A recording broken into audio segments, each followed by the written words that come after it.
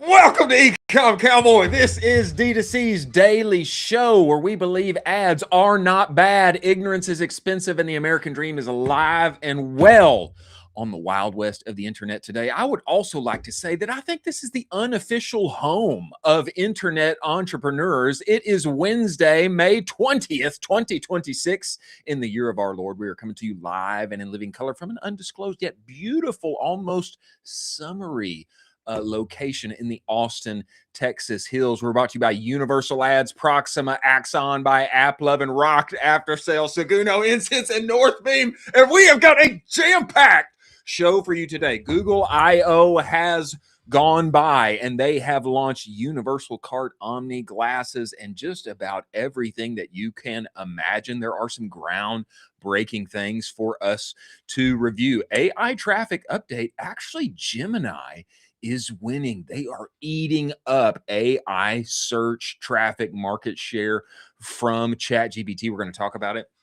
Apparently lower value human capital. This was an infamous quote from yesterday. Needs to be done away with as all of the giant companies inside of our space continue to invest in AI. We're going to be joined by Alex Walser, the PPC Titan, founder and CEO of Savant Syndicate. And we're also going to be joined by an OG legend, Jared Gutstadt, founder and CEO of Rebel Audio, new AI podcasting tool that has come forth. He is Jingle Jared. He is an OG in the advertising space, has worked with the likes of Machine Gun Kelly, Jelly Roll, Dennis Quaid, all of the things. And we are going to talk about it all. As always, I am joined by my partner in crime who loves me very much, Colin Doherty. Colin, get in here.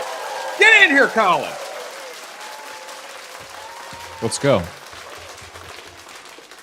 You know, probably the thing that I love about Colin so much is that he always agrees I am correct. I'm right. He always agrees with me 1,000% of the time. That is not the case, but it does make this show very interesting. Now, Colin, this kind of could have been, I think, like an all Google day.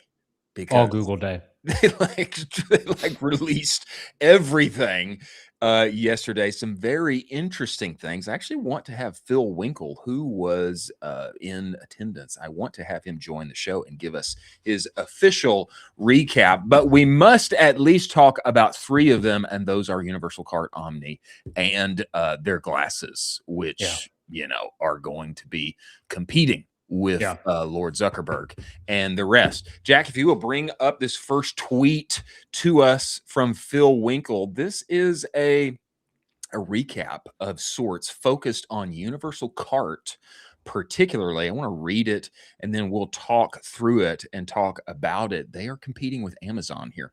Google just announced Universal Cart at I/O, which I would guess stands for input output. The vision, agentic shopping powered by Wallet with one universal cart spanning your omnimodal shopping behavior across the web, from YouTube content to search to Gemini. If this sounds familiar, it should. Amazon's Buy For Me does the same thing, an agentic AI feature that checks out on websites for you. The big difference, Amazon doesn't power almost every consumer touchpoint across search, discovery, learning, and the creator economy. Google does. Buy for Me lives inside Amazon, whereas Universal Cart lives inside the internet. A little more from Phil here, who actually went and sat down with Senior Director of Consumer Shopping at Google, Suresh Ganapathy. He says this additionally, one of the bigger differentiators here is that Wallet's integration helps you take advantage of credit card rewards and promos. That's a nice to have. Helps you take advantage of those when shopping online. That's a clear incentive for consumer adoption. I still have some questions about this, Colin. What I mean, your thoughts at first listen here. What do you think of this? I think this is incredible. One of the things that stands out from this, in my opinion, is this is similar to basically TikTok Shop in a sense of there's going to be a cart inside of the platform itself, and it's no longer pushing to outside resources like a Shopify or an Amazon. And so this is pretty incredible in the sense that Google has most of the consumer touchpoint data across any other, I would say, company in the internet when dealing with consumer data. And so this can be very powerful. I think it might be a little underdeveloped as it first pushes out, just because they haven't kind of had their forte in building a shop cart, a shopping experience natively. But I think this is an exceptional push in the right direction and has huge potential. I at first listen, when I hear what Phil is describing, Phil Jackson of Future Commerce, when I hear agentic shopping powered by Wallet, this still like it feels mysterious to me. It feels elusive. Like, what are we talking about? Agentic shopping still. It's kind of like, whoa, what are the handles on this thing? What does this mean? I mean, almost it makes me think like ethereally, I'm going to somehow speak into the air, and Google's going to buy something for me, or kind of read my thoughts and formulate a cart for me. But the picture here that Phil has shared gives me a little more grounding. Essentially, it's you can buy inside of Google. No reason to leave to Target. No reason to go to said retailer's website and buy the thing itself. You can just go ahead and click, yeah, buy now. Now that feels easy. That I like that, Yeah. and that to me gives real teeth to what Phil's describing here, and especially in contrast to Amazon, which has its ecosystem. Google has a much larger one.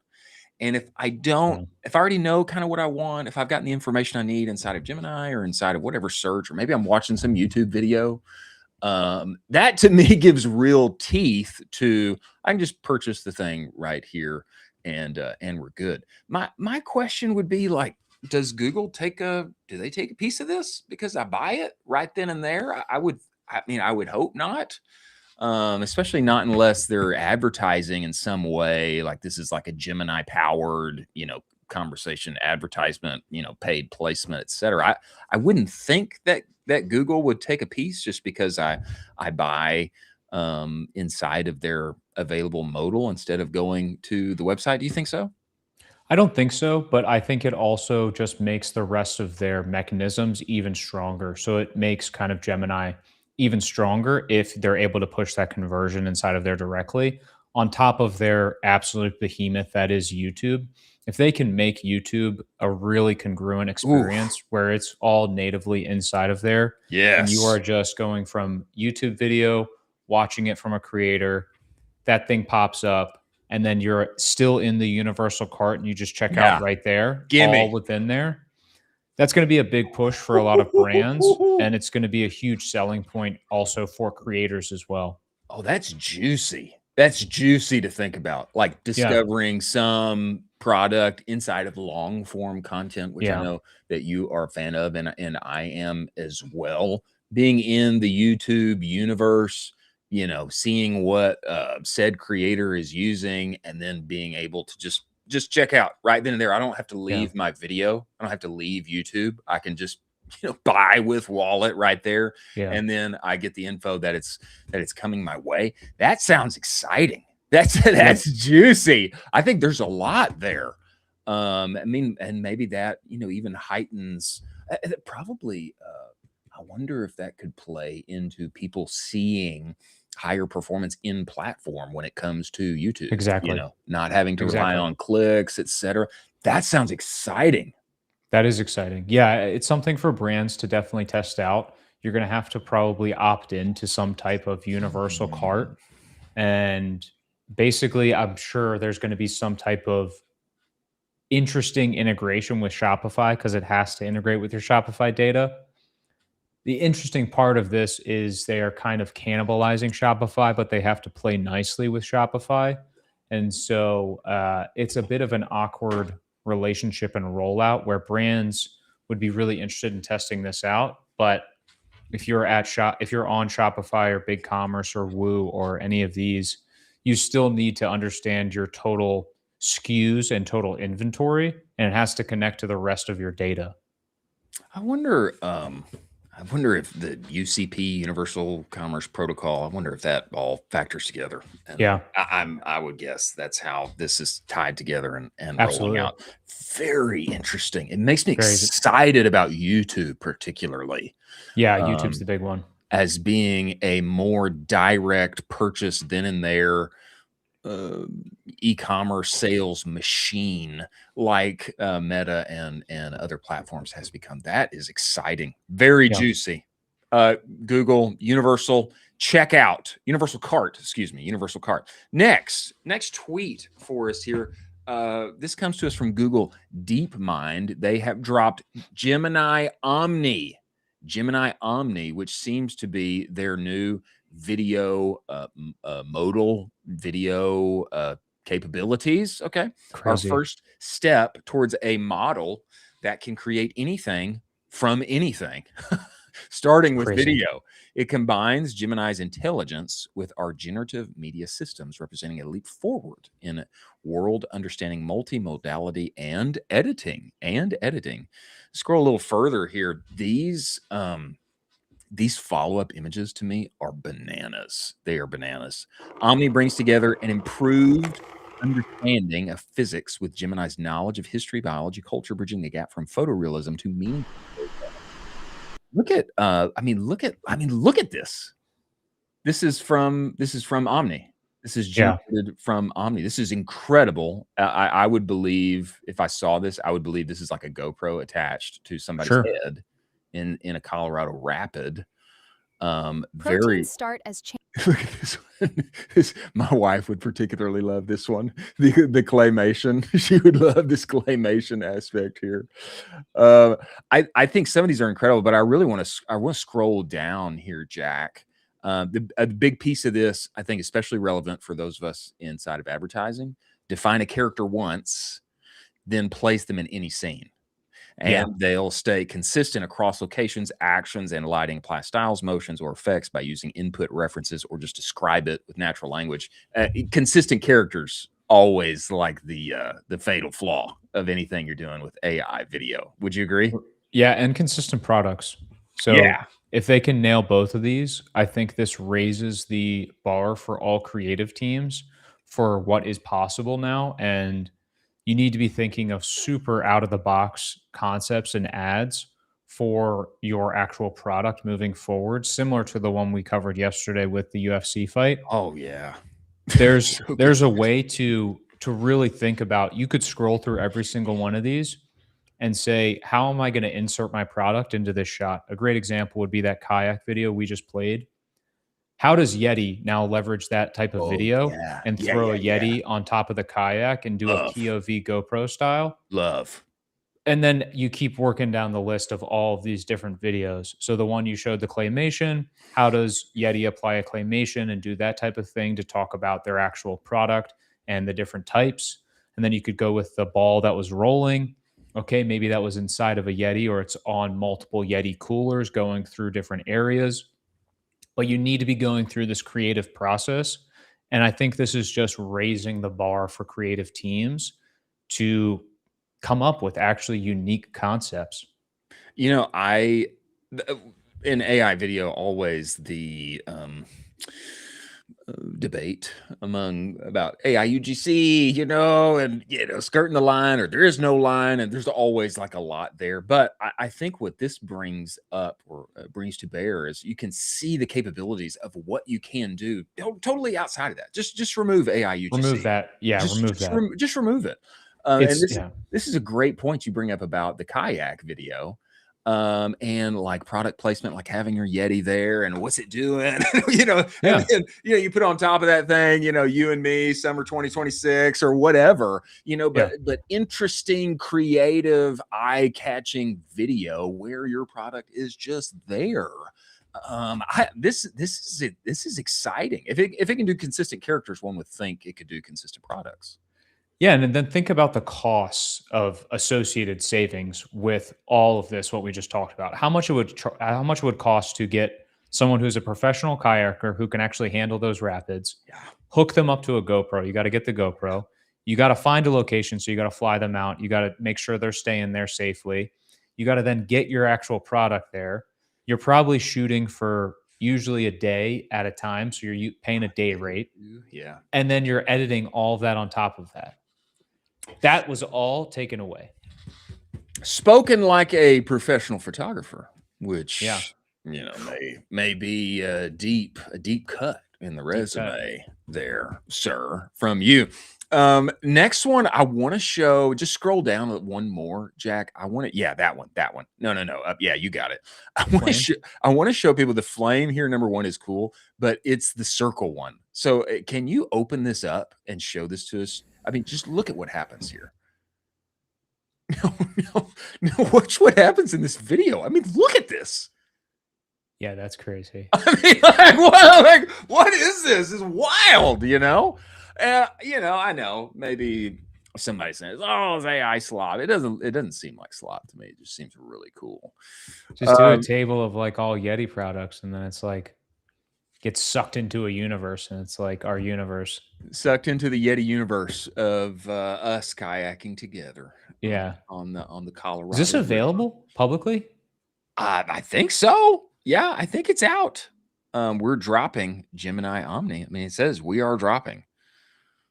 So I think it's out and available. It's in Gemini app, Flow by Google, and YouTube Shorts. In the coming weeks, we'll also be rolling out via APIs. That's crazy. APIs is insane, depending on which APIs. A lot of people were comparing this like, oh man, this versus C Dance. And, there's a lot of conversation in that direction. Some of the comments that I was seeing was like, this is different from C Dance. Actually, the next tweet that I have here, I don't know if you have this one, Jack, because I added it. Okay. Yeah. Look at this. So I think many are focusing on the wrong aspect. I bring this up because you bring up the API point. I think many are focusing on the wrong aspect of the Gemini Omni model when comparing it to C Dance 2.0, since conceptually they are entirely different things. And we can't watch the video of this one, Jack. The video is bananas on this. Essentially, I don't know how, but he has made his laptop and all the devices inside of these videos see-through. I don't know how he did it.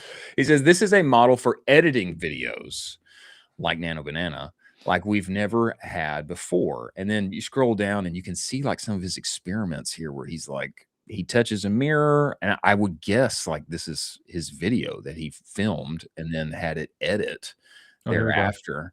Yeah, I mean, look at this. So he's making a point here, originally spoken in Spanish. Very cool that X has brought us the translation. His point here is that this is a model for editing videos, and I would assume that these are videos he shot and took and then edited thereafter.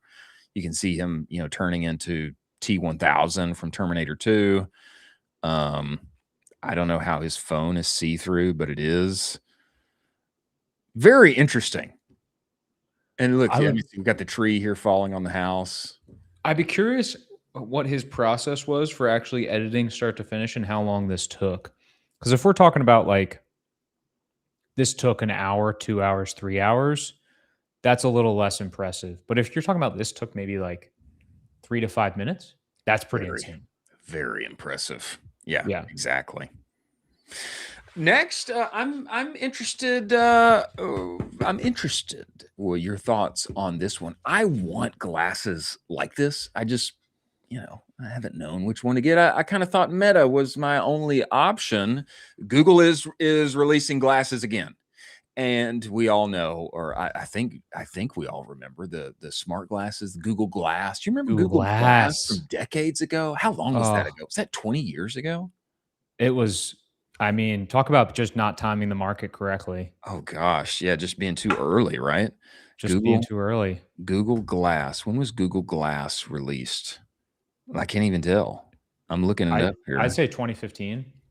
Google Glass or simply Glass of 2012 started selling a prototype of Google Glass to qualified glass Oh, explorers in the US in 2012. So we're wow. like 14, nearly 15 years ago.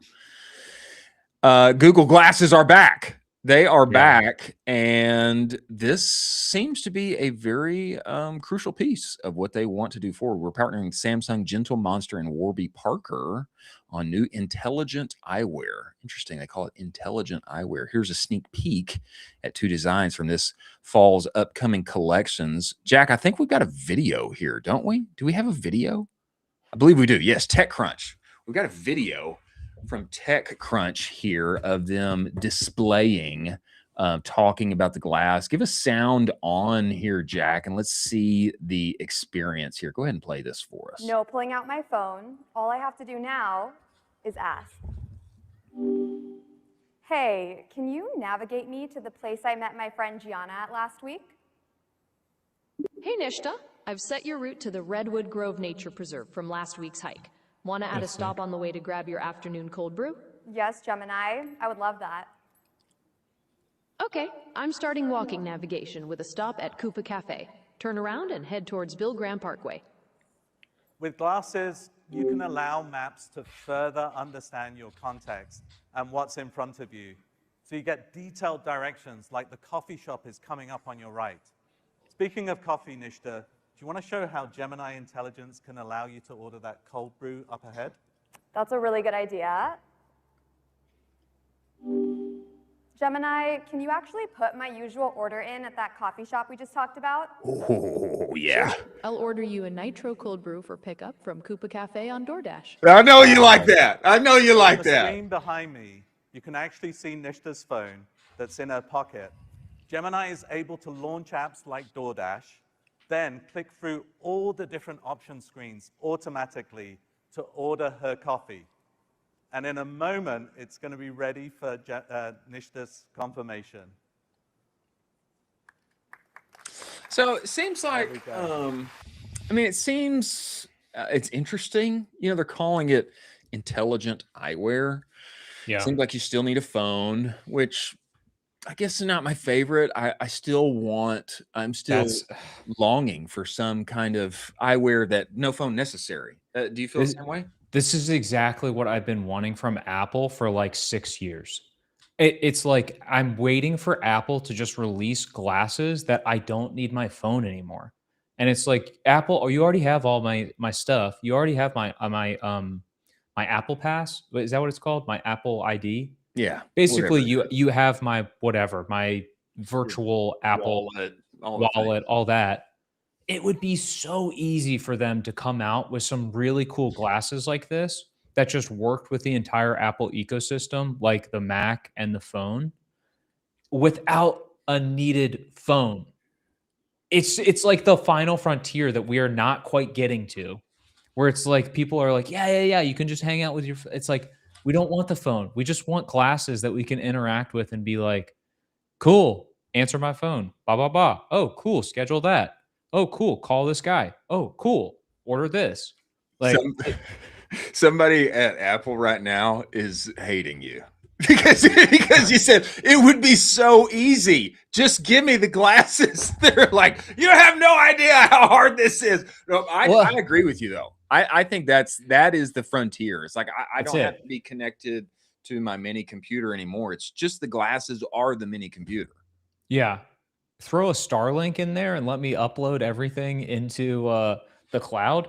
I was playing with Sully yesterday, and I wanted to record a video of me just kind of messing around with him. Yeah. And I didn't have my phone, and I literally thought in that moment it would be so sick if I had glasses. Yeah. Because I saw this story yesterday, and I was like, I wish I could just tap and then record him being cute while we're throwing the ball around. Right. And I would wear them all the time. To be so honest with you, I'd wear them all the time. I think that's where we need to go. Yeah. It seems like the intelligent eyewear and them showing like how Gemini connected to your phone, all the things. This seems like a smart play to me on their side, because they're not like over promising, like, hey, these glasses can do, everything. It seems like an incredible attachment to your phone that you need your phone for in order to do all of the things in congruence with Gemini, et cetera, et cetera. So I think it's smart for them to call it intelligent eyewear because it's not over promising and under delivering. But I do think impressive. I don't really want to order my coffee from DoorDash particularly, but it is cool that it's like telling me where to walk. And, I guess the AI is like not looking through my glasses with me. I guess it's just like monitoring where I am because of the phone. But I think this is where we need to go. We want it all in one. I want the glasses, like that's all I need. And I want to show ads on the glasses, on people's eyeballs. I know that your favorite model of the two is the Gentle Monster one. Let's be so honest here. Which one is that? The one on the right? That's your favorite. Gentle Monster. One on the right. That's your favorite. That's the one too, you'd rock. Too girly for me. No, that's the one you'd rock. Let's be honest. Too girly. I would go Warby of the two. Yeah, I'd go Warby. I'd go Warby of the two. But honestly, maybe Ray-Bans. Maybe Meta did the right thing by partnering with Ray-Bans. Of those three, I feel like Ray-Bans is where I would want to land, just as far as design-wise, brand-wise. An interesting thing of how they word this is they say, here's a sneak peek at 2 designs from this fall's upcoming collection. So this is just 2 of multiple styles that we'll get. But that Warby Parker style is really nice. It's very simple. It's clean. It's not intrusive. And yeah, I'm a huge fan. I just need it to not have my phone. No phone. No phone necessary. One thing, Google does retire a number of these projects that they launch. One thing that Corey Epstein tweeted continually yesterday is, better get it before it's discontinued. Better get it before it's discontinued. Yeah. He put that out like on every launch that they had. Did you see one of the top comments is, don't put that stupid light like Meta did. Literally everybody hates that. You know what I'm talking about with that? Yeah. That's Not like cool. To let people know that you're recording. Yeah. Which I think is kind of like a safety deal. It's like, hey, just to like let you know we're recording. Yeah. A lot of people were like jailbreaking them. You could buy jailbroken versions where no light would go on. Pretty sick. I think it's better without the light, but I get why. It's more why they had it on there. When this kid like vibe coded a company that would basically, I'm going off on a diatribe here, where the Meta Ray-Bans came out, and this kid vibe coded a company that integrated with his Meta Ray-Bans, where it would do a facial recognition of who is ever in front of him in the subway, and then do a public search of who they are, and then look up their Instagram. Really? Look up all of the backstory, and then give him feedback on that person. And then it recorded him going up to that person and being like, oh, hey, what's up, John? You're the CEO of, something fun. Yeah. And he'd be like, oh, how'd you know that? I'd be like, oh, I'm a huge fan of your work. And it's this guy who like manufactured serendipity. Crazy. And I was like, wow, I want that. Like, I'd rather have that than like, I can't tell you how many times I've walked around networking and conferences and been like, I wonder who that person is, or like, I wonder who that is. And it's just like, I'd rather have the glasses and rock and roll. That sounds like a great business. Just call it manufactured serendipity. That sounds like just call it serendipity. That guy disappeared. That is a great idea.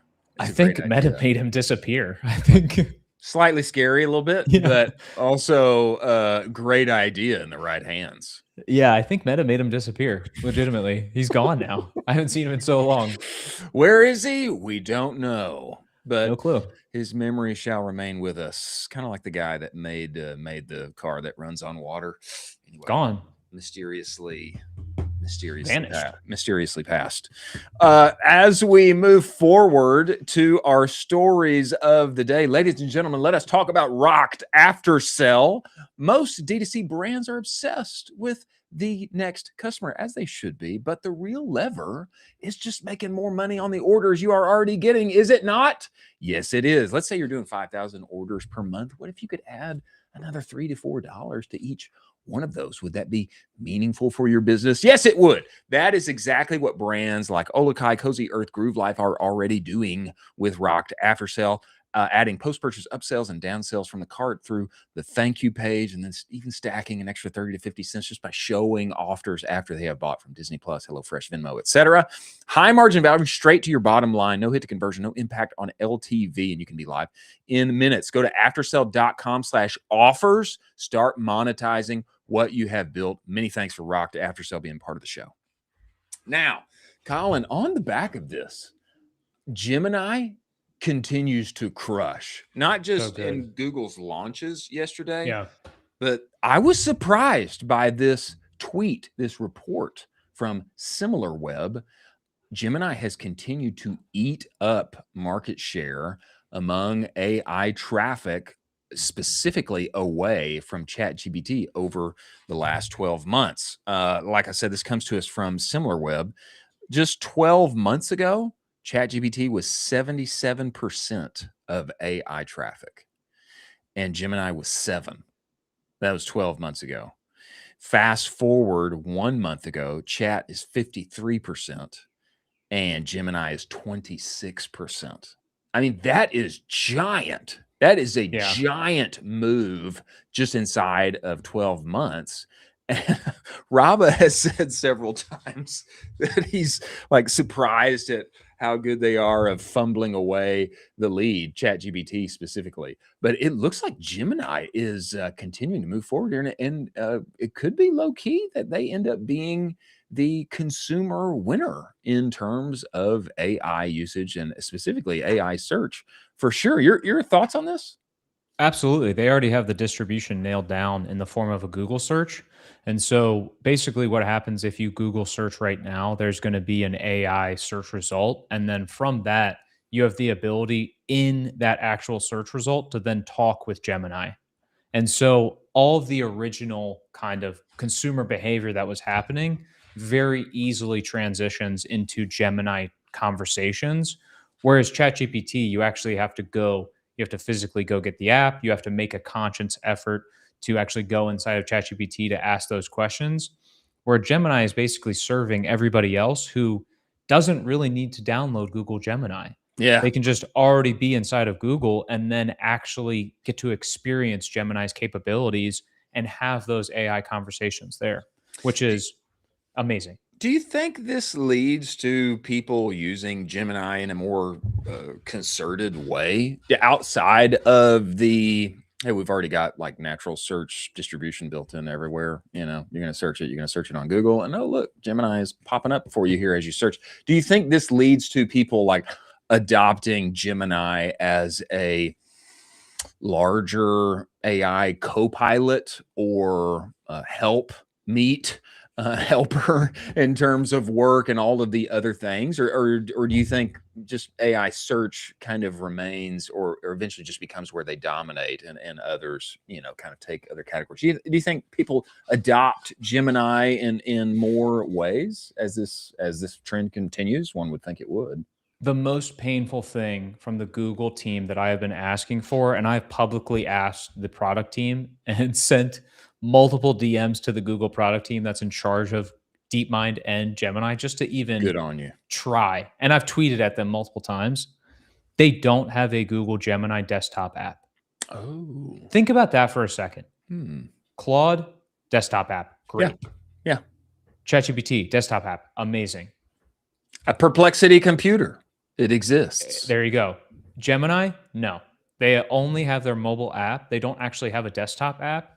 And so you have to really either go into your Google Gemini account to access Google Gemini chat, which is kind of weird. I'd rather just have it inside of an app on my computer, basically the same way that I'm operating Claude right now. And then if they can give me Gemini scheduled tasks and all of these things and basically just mirror Claude, I'd probably switch everything over to Gemini, to be so honest with you, because of how integrated that operating system is with my day-to-day life. Speaking of Gemini, I believe our good friend Rabba, who will be with us on Friday, he will be very with us because there are exciting plans happening on Friday that must be taken care Hopefully of. they're still happening. Rabba is going to be with us. What a Max plan? Is this Claude or is this Gemini? He was Claude. talking. That's Claude. Okay. Yeah. I was thinking that he was a Gemini Maxer, but maybe not. Maybe he's Claude pilled. I've been perturbed with Claude as of recent, to be so honest with you. Why?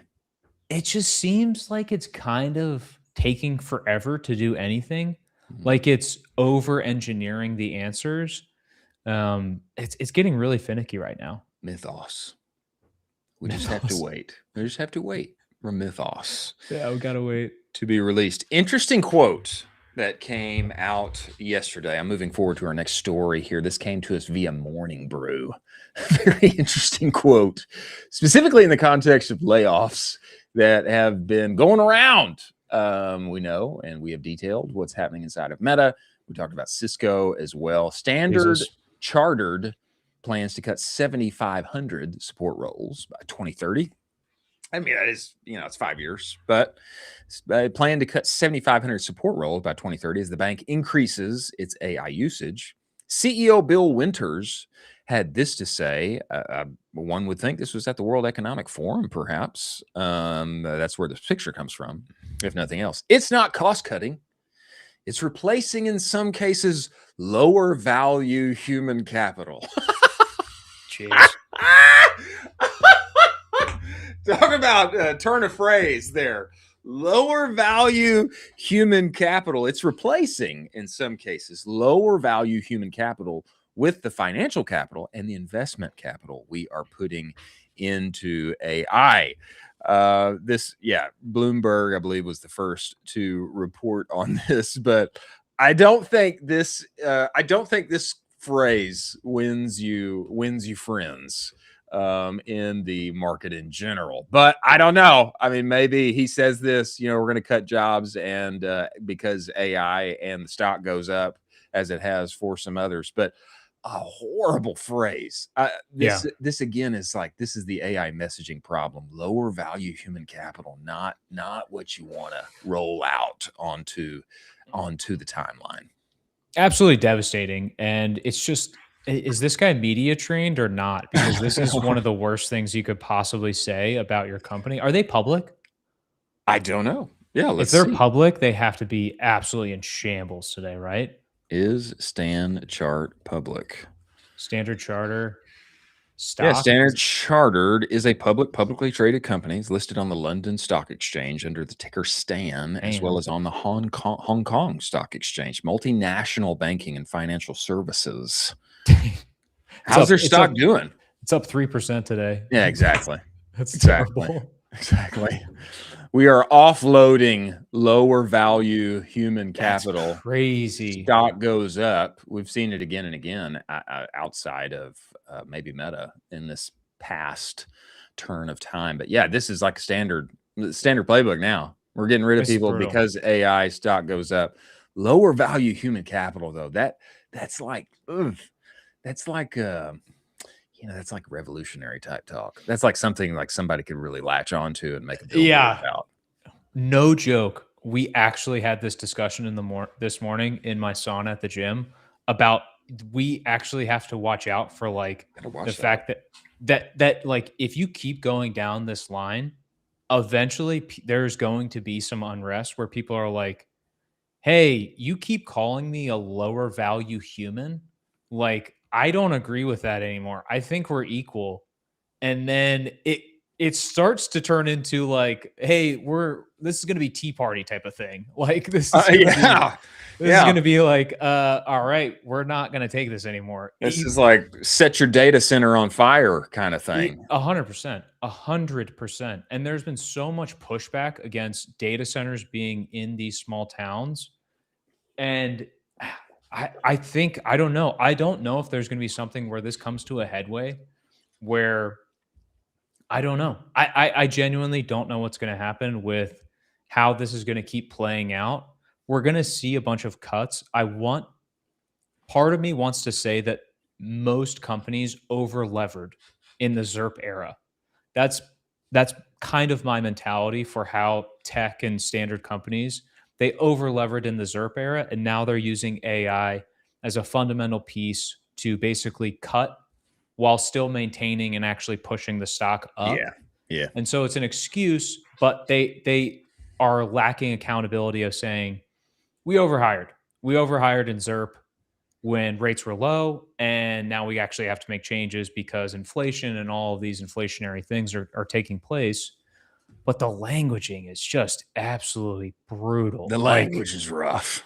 Like Bill Winters, dude, figure it out, man. Like, and I think it's this thought that is like at the fundamental resistance for like data centers. I think this is where it comes from, because the math doesn't make sense. I mean, you just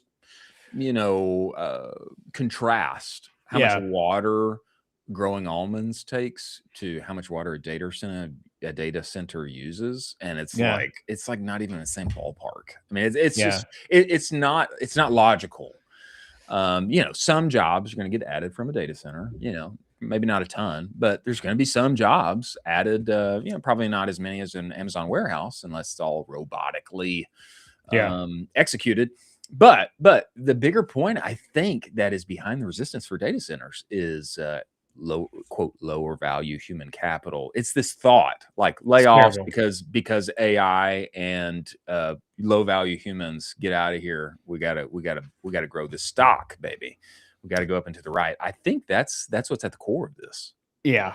Look, Bill, I know you're already crazy rich and you probably don't care, but if you're listening to this, I would definitely figure out some media training, because this is the kind of stuff that gets you doxxed. Not the move. It takes one hacker to figure out every inch of your entire life and put it on the internet, and you keep pushing the buttons and eventually someone's going to figure it out. So maybe chill for a sec, man. That is the case. We have Alex Walser coming to us very soon, but I don't believe he is here yet. Is that right, Jack? I don't believe Alex is with us as of yet. We may need to double check on him and make sure he is still available. No emergencies, we hope. But before we get there, we've still got two stories of the day to cover. Before we get there, let us talk about Northbeam. Ladies and gentlemen, just want to move forward here a little bit. If you are in your ads manager all day long, you know the problem. You do. Everyone takes credit on every platform, on every dashboard, tells a different story. Meta says a 4.2 ROAS. TikTok claims the same conversion, all the while Shopify shows $500K in revenue and $200K in ad spend. Which one is lying? Maybe a little bit of all of them. We're not sure. Northbeam fixes that with their own proprietary data, starting from the actual purchase, then rebuilding the customer journey from real orders, real clicks, real verified ad views, and they push that measurement back into the ad platform so your optimization runs on what's actually driving your revenue. Isn't that nice? Yeah, that is what you want, not what the platforms assume is driving your revenue. Start measuring what was previously unmeasurable. Book your demo today, northbeam.io. Measure what was previously unmeasurable. Many thanks for Northbeam being part of the show. Now, Meta, this report just came to us via Peter Quadrille. Meta is serving 200% the ads that it served in 2020. Did you know that? 200% over the Doesn't past surprise me. 6 years. Now, that in contrast to the users only growing 38%. So what does that mean? Users have grown, but not nearly as much as the ads have in tandem. More ads in the feed, TLDR. Meta is serving 200% the ads it served in 2020. yet users have only grown 38%. Most of that growth was not in first world markets. This is why it's so much harder to grow now. Very valid point here, Peter.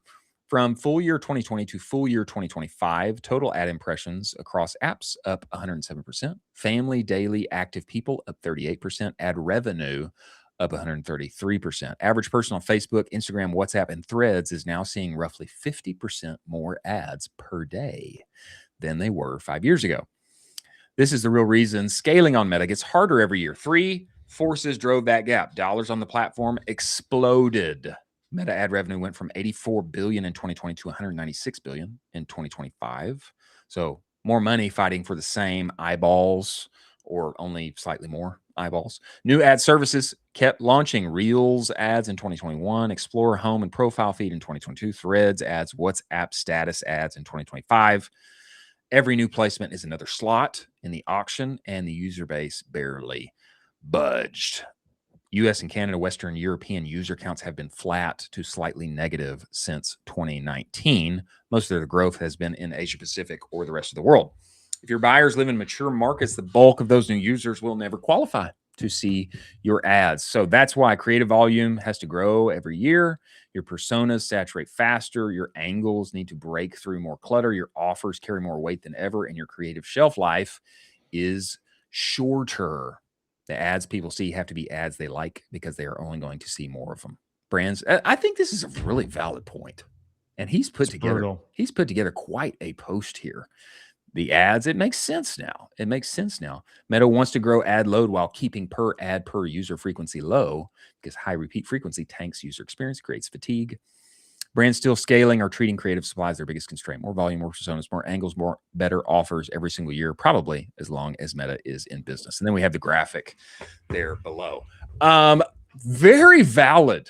And this is a great post from Peter. More ads than ever. User base has not grown at the same pace. And if you're in Western Europe or in the United States, actually the users have been flat or slightly negative. And so more knives in the fight for maybe fewer people, depending on the market that you are in. Your thoughts on this, Colin? Get off of Meta. Get off of Meta. It's becoming not cool at this point. I'm telling you. I mean, look, and I'm going to say this, all of the old people are going to Instagram now, and it's making it not cool. All of Gen Z is going on TikTok. All of Gen Z is still in Snapchat, TikTok, these types of places. Instagram and Facebook, if you're on Facebook still, no, you're very not cool. You're very not cool. You have to move to where the puck is going, and Meta hasn't been cool in 3 years. It hasn't been fun to work there in 10 years, and it's on its way out. It's not on its way out. That's hyperbole. But I will say, you have to diversify off. You have to figure out other channels. The total saturation on Meta is such a problem, and it's so obvious when you actually try to bid on there. Go to these other platforms, TikTok Shop, Google, AppLovin, Universal Ads. There's multiple platforms you can go through. I love the idea of Pinterest actually being a viable option that people can scale on. That'd be nice. Someone needs to figure it out, because Meta is becoming stale. Well, I think the numbers here make sense, and it makes sense for, why we generally at large are having struggles on Meta, getting more expensive, etc. What's going on in the account now? I do think, I just take Meta at their word. I do think that they are better at targeting than ever. That's the reason Andromeda exists, unfortunately. And they are doing more than ever, showing incremental lift, what's happening outside of the platform. We can see everything that's not literally your P&L. Meta's not going away, and Meta's great. Meta's great, but I do think this gives real credence. If operators have not already, you need to diversify. Why not diversify? I don't see the reasons why not, especially when you look at these numbers here. It's brutal. There are places where people are making money on other platforms. Sean and Connor over at Ridge have talked at length about how much money they're spending on X. And we have Great talked example. at length my own personal experience with AppLovin and Miranda Pettinger as well, rescuing Q4 for the portfolio of brands that she was managing, moving spend over to AppLovin. And I will say now, very heartedly, we have detailed this, and we were talking about this week, actually, with what people are doing with TV. People need to get on TV, universal ads. It is one of the most affordable places to get in front of new eyeballs. I can't remember, Joy Mangone. We were detailing the story this week where they are running like hardcore old school infomercials, and they see 90% of their daily sales after that infomercial airs. There are other places and other screens in the world, and you don't have to compete on the same crowded social feeds. Obviously, you got to keep your money there. Obviously, you got to keep your money in Meta, but you got to diversify too, because there are other places to win conversions. That's just the fact. It's the new world that we live in. It's the new world that we live in, and I'm excited for these platforms, these adjacent platforms, to get even better. You're a great example of X/Twitter. I mean, I'd love for that just to be a behemoth for e-commerce stores to run all of the traffic through and just rip it to the moon. And I'd love TikTok's ad platform to be even better. It seems like they are not quite graduating to the standards that we expected of them at this point. You thought they were going to be closer to where Meta was at this point in their kind of journey as a software, and they need to get there. If there is a viable replacement, or if there is a viable, let's take the knees out of Meta, I really do think TikTok ads, with all of the user data that they are amalgamating, you could also make the argument for YouTube as well. With all of the user data they're amalgamating, they should be able to take this guy out. And I mean that in like a Bro, take this guy out. I mean that in like, Meta should be 20% of your total spend. I want it to be a more diversified pie, instead of right now, everybody knows it's basically 80%, 60%. 80%. Yeah. And the key to a stress-free life and the key to a stress-free, happy life is diversification. Diversification in all things. You don't want to be over-indexed on one platform that will throw a hissy fit one day and then never refund you $200,000. Well, I think there's some wisdom there. I think there's some wisdom there. I just tend to personally function better when I just place all my bets in one place. But I think there's real wisdom there. I think there's real wisdom there, especially on the ad spend, growing your business side, et cetera. Yeah, I think the last Northbeam weather report we looked at, I think Meta was coming in at about 65%, et cetera, something like that. Keep going down. Keep going down. Well, I think our hope is that other platforms continue to rise in their capabilities. This is my hope. Other platforms continue to rise in their capabilities for accurately targeting and netting you new customers who did not know who you were beforehand. And that is happening. That is absolutely happening. It's happening with AppLovin. It's happening. People are finding their way on TikTok Shop, etc. Or just be a big baller like Marcus at Minted and not use any paid ads whatsoever. Do you think he still does that though? Does he? We'll find out. He's going on TVPN today to talk about it, so we'll find out. I wonder if he still does not run any ads. I don't think he runs anything. You can look up his Facebook ad library. I've looked it up multiple times. Not running ads today for like he doesn't run anything. Where he is, that sounds like crazy to me. I think he's straight organic. All right, I think I found Minted New York. It's called Boutique Store. This doesn't look like him though. This looks like a different Minted. Let's see. I think this is Minted New York, and he's got literally 0 ads running. 0 ads. I'm telling you, I've looked it up multiple times. I've looked it in multiple ad accounts too. He literally doesn't run ads, and he sells out every single time. That is bananas. Yeah, it's the GOAT. It is the GOAT. Wow. Marcus Million. Imagine not playing a CPM. That's crazy. Think about that for margins. That's crazy. Yeah. Wow. It's insane. You got to have real demand for that. Last story of the day. Everyone knows that you wish you would have started a hydration brand a few years ago. And Kool-Aid is hip to the game. Kool-Aid hydration, baby, is going all in. And this report comes to us from CNBC. Kool-Aid to launch electrolyte packets with no artificial dyes, Colin Doherty. I know that's what you need. You long for the taste of childhood, but I know that you're not going to go for those artificial dyes as part of a Kraft Heinz makeover. Just a few details for us here. 1 year shy of its 100th birthday, Kool-Aid is doing this somehow on the younger end of the Kraft Heinz portfolio. Kind of crazy. Part of their plan here to solve some company issues is investing $600 million to fuel a turnaround of some of Kraft's businesses. Investment in this brand is slated to increase 70% this year. They are increasing investment in Kool-Aid 70% this year compared with 2025. And some of that money went into the development and launch of Kool-Aid hydration. Line rolls out in retailers later in May with 3 flavors: fruit punch, grape, blueberry, lemonade, blue raspberry lemonade, which you see here. We think it's the right step to take to contemporize brand and make sure the product offerings remain as relevant as the brand equity and cultural currency do. Caroline Boulot, president of Hydration Desserts and Meals at Kraft Heinz. I like it. I like it. It's the now, it's the moment. Why not Kool-Aid? I love it. Your thoughts on this, Colin?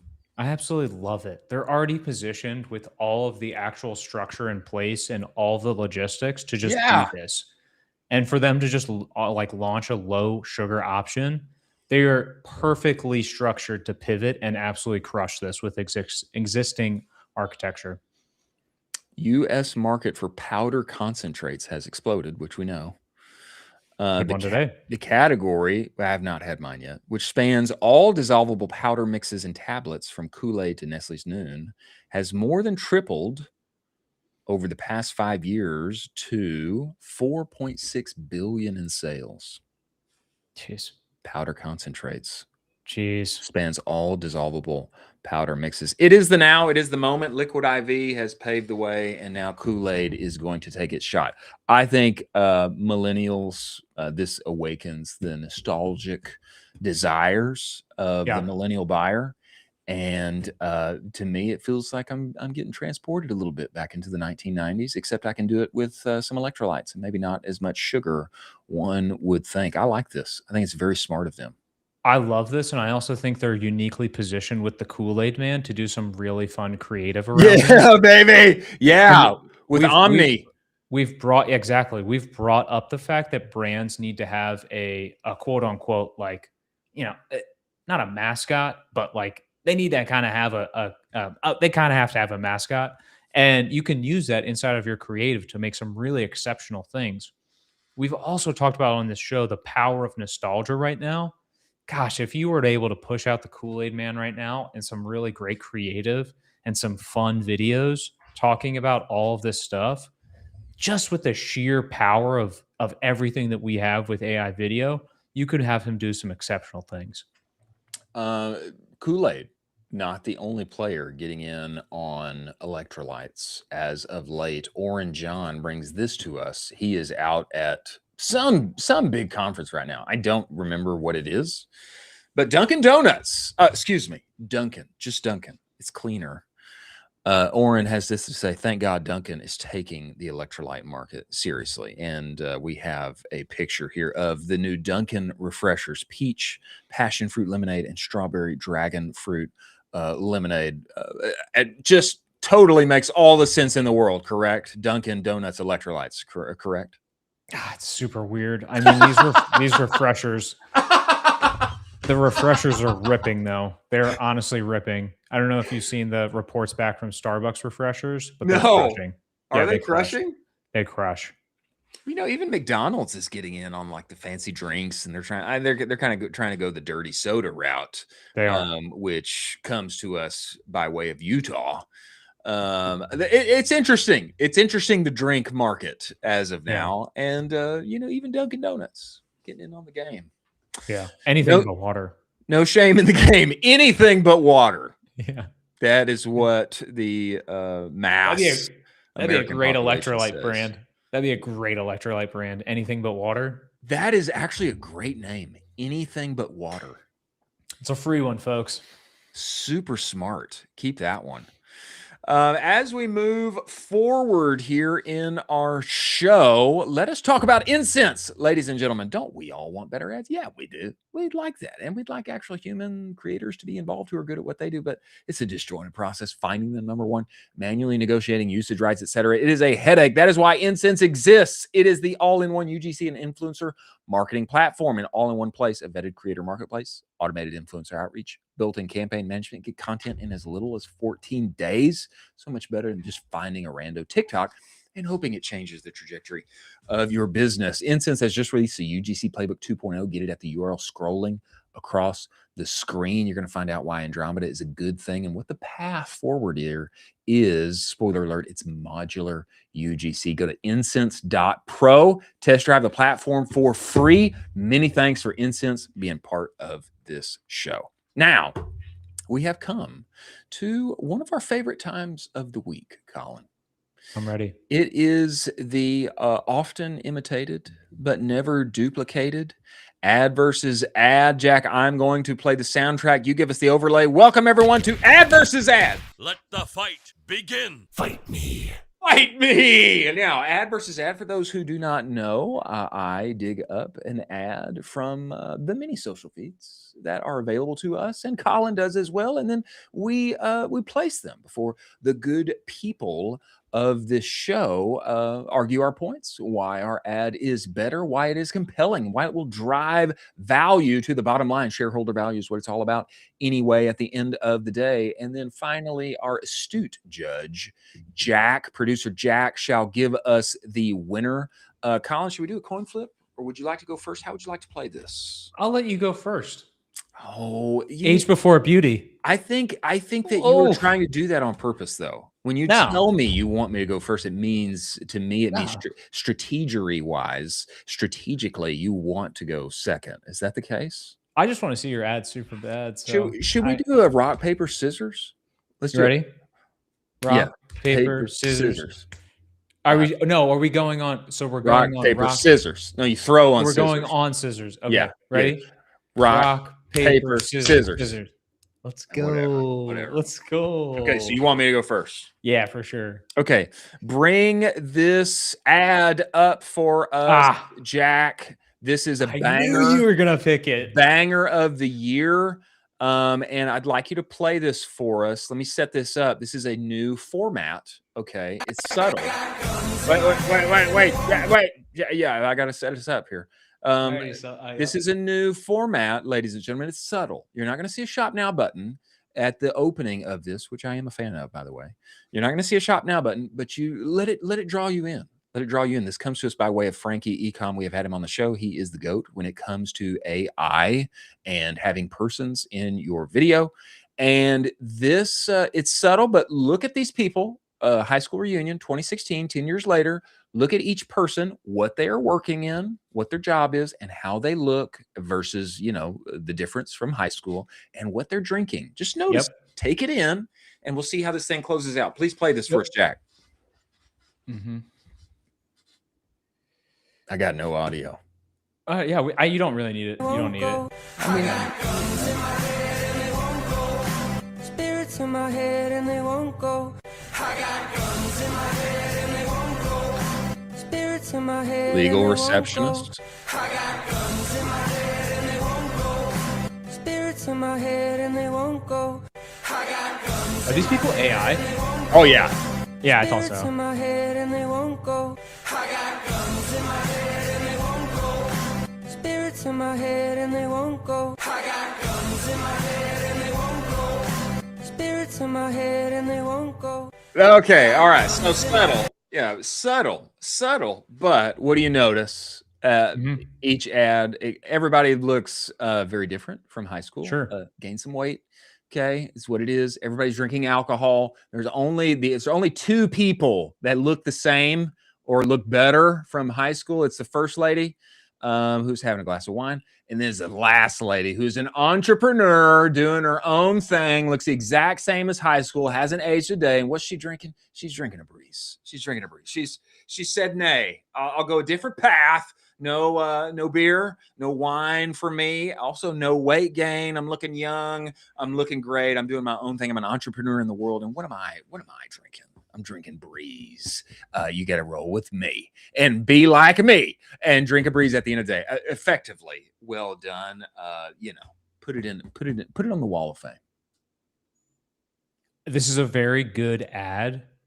If it was in an entire organic social feed, I think it's too subtle where there is no real kind of call to action. I like the idea of what you're going for here. I think it's a really good idea. I would run this as creative in a second. I'd throw this into the ad account in 5 seconds to test it. I think it's just too subtle. I think it's just 1 or 2 levels too subtle. But I'll say this. I will say this.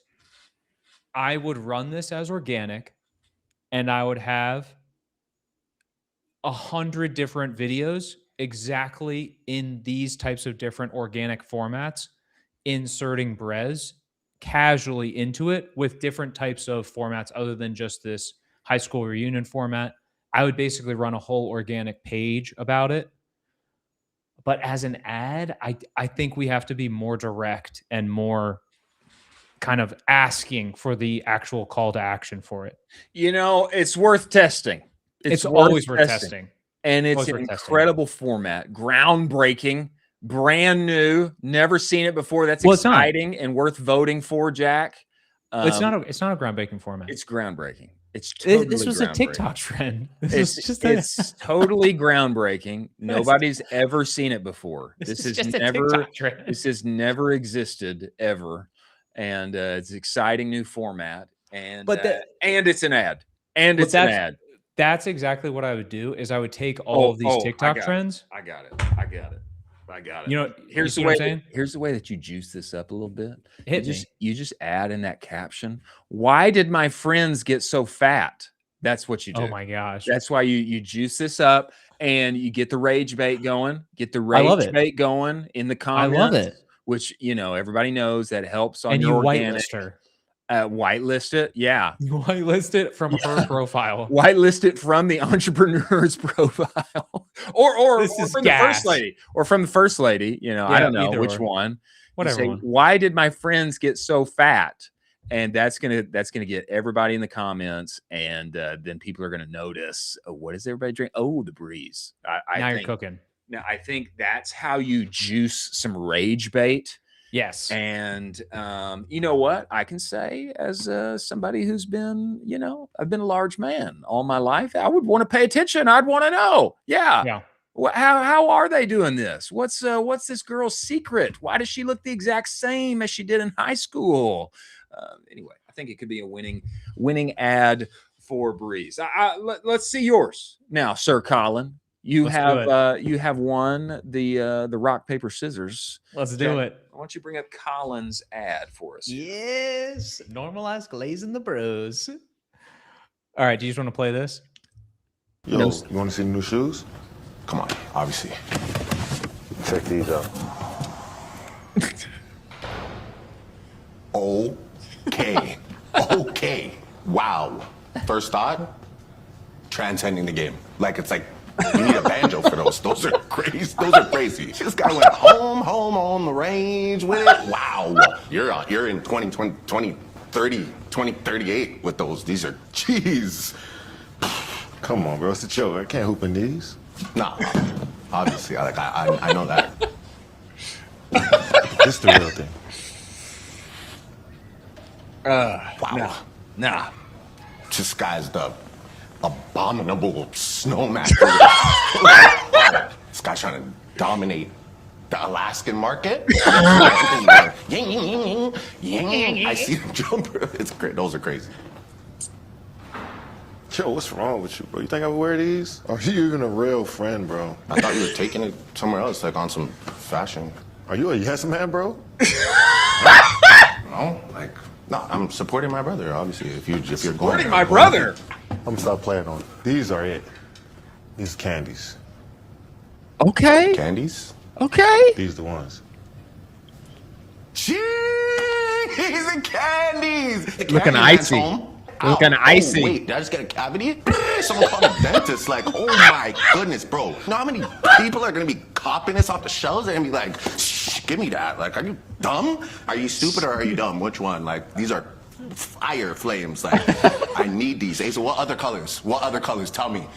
Yo, tell me. Don't keep it a secret. Tell me. This is these are hard. Wow. Are these my pair or no? It's so good. That was great. Yeah, it's so good. It was a great ad. They released that right when Drake drops his album 4 days ago. He's already up to 500 million streams in 4 days. So it's peak Drake hype. And then you tie this in with Kevin Durant. You make it hilarious. You have Drake just be a funny guy. You throw 2 decoy shoes out there to make it even funnier. And then when you throw out the real shoes, it's like, oh, obviously those are sick because the other 2 are so goofy. So you just were anchored to these other goofy 2 shoes. Right. And it's just them having fun. It's just a good time. I think great salesmanship on KD's side, bringing out the boo-boo ones. Although, you know, I think the boot ones were hilarious. And the furry ones. It's a hilarious ad. Greatly timed. Am I gonna need? The cavity. Those are so candy. God, so candy. Fire, my man. Fire, my man. Great done. Here's the only thing that I will say. I can barely see the actual shoe. I didn't like get a close up. Like, show me the thing, you know? I would have like, give me a little close up, you know, and maybe they're intriguing people to go and search and like look it up thereafter. But I would have loved a closer shot. I do have to say, I got to give you your flowers here. This was an incredible ad. Rare W from Nike. A great W. Great W. They needed it. They have been run down on this show several times, not by me, I will say, but you know, I've probably done my fair share. I'd like to propose this to producer Jack and see what she comes up with. Jack, maybe we'll do a little drum roll. Jack, who's going to be the winner here? Is she still with us? She's typing. Who's going to be the winner? Jack, make the right decision. What? Yo, wow, crazy. You know, I don't know how I pulled that one out, to be honest. Yo, that's crazy, Jack. Can you give us some reasoning, Jack? I mean, Jack, I gave you Drake and Kevin Durant. It was just Drake and KD, and it's hilarious. Maybe that one's a little more man coded. I don't know what reasoning she's gonna come up with. We're typing a long time here. We got a lot of explanation, and she said, I chose it because this kind of ad I would like to watch. I agree. Great reasoning. Great reasoning, Jack. It is the kind, it's trendy. Exactly. It's never been done before. It's totally new. Format's never been seen ever. And and it's going to trend. I think it's totally right, Jack. Very smart of you. Virality, is the moat. Great reasoning. This video has over a million views already. Well, you know, were they juiced though? Hard to say. No. Hard to say, Colin. You know, oh my gosh, a great endeavor on your part. I do have to say, if I were the judge, which I'm not the judge. Jack says 1.8 million views for Frankie, so Frankie did more. So, I'm not the judge. But I do have to say I would have probably given that one to you, Colin. But it's fine. Hey, we have to roll with what wise producer Jack brings to us and what she decides. So W for me. I'll take it. And W's in the shot. Thank you for playing. Thank you for W's playing. In the shot. As we move forward here, lightning round of stories, ladies and gentlemen. Before we get there, let's talk about Proxima AI. Your buyer data already knows what ad you need to make next. Believe it or not, it does. You just can't read it yet. That's the problem. Most brands, marketers, they just brief from instinct. What should I make next? What's performed well? What's good? And then you say, let's try that. And then you hand it off to your creative team. And then it happens. The problem isn't effort. It's that you can't get the signal from the actual buyer. Proxima changes that and changes the input. It reads your conversions against thousands of customers for over 2,000 plus e-commerce brands. It shows you exactly who's buying, what else they respond to, and where your account currently has gaps. Don't you need that info? Yeah, you do. You connect Meta, you connect Shopify. Proxima maps every conversion back to its commerce graph, what those persona, those segments are buying across the web, what they respond to, and who you're not reaching. Suddenly the gaps are visible instead of briefing from a blank page. What you start with is a feed of creative briefs written for your specific buyers behind your best performing ads and the ones you don't have yet and have not reached yet. Every brief grounded in that data from the commerce graph. See who bought and see what to make next. Connect your store now. First 3 briefs free every month. Go to Proxima.ai. Stop the slop. Get in on it today. Many thanks for Proxima being part of the show. Now, lightning round here. Oh, exciting. This one's Spicy. exciting. First story here. You are going to absolutely love this. You're going to love this. This comes to us by way of Bar Bruhis, Let's go. who is now very focused, has brought Boostcous to the world. We have had him on the show.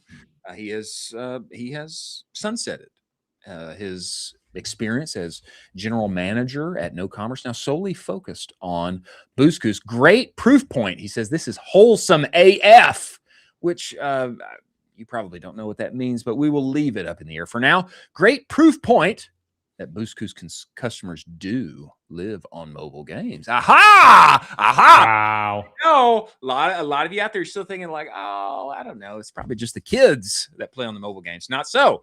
Number 2, that we need to double down on GLP-1 angles. More to come there. Now, you get in on this image, you can see what he is talking about. He received a email from one of his customers. Subject line amazing. He says, good morning. Perseverance is to Boostcous as eating well is to delicious. Saw your tiny ad on Words with Friends and actually watched the whole clip. If you don't know Words with Friends, you probably weren't alive a couple decades ago. It is a very popular game. It was intriguing to think that something so tiny could pack such a delicious punch of healthy benefits. I'm on a GLP-1 right now. It makes me very queasy. I've been having a baked potato and a dark veg the first few days after taking the medication, but knew there wasn't enough protein. So I thought, what the hey? I'll try it. What the hey? That's right. Why not try it? I'm so glad I did. It's freaking delicious and filling. Takes on lemon juice and olive oil when I'm queasy, or lemon tahini dressing with veggies when I'm not queasy. Perfect little grain of deliciousness. Keep on living your dream, Bar. It is really what America is all about. America! Now, I will say, this is the kind of email you want to get as a founder, a signal for who you should be targeting, what ads you should be making, going after that GLP-1 angle. Also, number 2, a shout out to AppLovin. Shout out to Axon by AppLovin for making it possible to acquire new customers, 1 billion plus, playing mobile games every day, getting your ads on there. Average watch time, 35 seconds. And now we have this incredible story for Bar because he moved some of that change over to AppLovin and was available inside of Words with Friends. Goated. So goated. He is one of the best operators in the space. He's been through it. He's seen it all. He's seen it from both sides of the coin. He's seen it from brand. He's seen it from SaaS side. So he is operating at the forefront of what we are talking about on this show. And I totally agree with the fact that he needs to double and triple down on that angling. I think that Groons did an exceptional job at this, where they doubled and tripled down on that angle, and that helped them scale substantially. It is a very much a GLP-1 economy. And if you're leaning into the wave and not trying to create the wave and merely surfing the wave, there's a lot of money to be made from that. You know what I'll say? One of your early calls on this show, which if you know, Quasi began back in November of 2025, if you know about the deep cuts. But one of the first calls that you made, Colin, was that GLP-1s was going to be like make the biggest impact on the economy of the year. Do you remember this? Yeah. I remember it because there's a 35% chance that I'm still waiting for the one that's going to change everything. There's one. What's the one that's going to change everything? There's one in clinical trials right now from Eli Lilly. It's in phase 3 right now. It's called retatrutide. So there's a GLP-1. That's your semaglutide. There's a GLP-2. That's your tirzepatide. So that's like Wegovy. And then there's a GLP-3. That's in clinical trials right now. It's called retatrutide. This thing is gonna change everything entirely. I mean, it is like absurd. It's absurd. It's in my opinion, it will be the best-selling drug of all time within a year or two's time span. Are you on it right now? No, because it's what is that? It's black market, so you can get it, but it's like you got to know a guy who knows a guy. So you haven't committed the crime? No, I haven't. Good. Yeah. We don't want that. We want you available. I don't think we can do the show if you're locked up. So we don't want that. Yeah. It's just next level. Like, what's the deal? Like, why is it going to be the best selling drug ever? So GLP-1 goes from one I think it's like one basically analogous. So it hooks onto one receptor. Okay. GLP-2 hooks onto 2, and then GLP-3 hooks onto 3. So you just basically never get hungry. Wow. Imagine my dream. So you never get hungry, and it's like unbelievable. But as far as like, there's guys that are doing this, and it's like their blood sugar is basically half. Their cholesterol is basically half. Like, we're talking about other crazy knock-on effects as a result of this, not just like, hey, I'm going to lose 20, 30 pounds. Their main reason that people dropped out of the clinical trial, this is absurd, was because they were losing too much weight. Really? It's insane. Wow. That's unbelievable. That's the main reason people dropped out. They were like, yeah, I'm good. I don't want to lose more weight. Is this going to be available on Trump RX, or is it going to be, I mean, where is it going to be? Cost plus drugs? How do you get it? It's going to be Eli Lilly. They're going to patent it. They're going to try to patent it. And they're going to make so much money from that. This is my called shot. I think it's from the last 6 to 9 months. It's going to be the best selling drug of all time within a year by far. Wow. So I guess that means, all the things like you described for the airlines, it's going to mean more profits for the airlines because everybody's going to be lighter. Probably means, I would guess it means more innovation inside of CPG. If people are eating less, then they're going to be more choosy about what they eat and the effects of whatever they're experiencing because of retatrutide.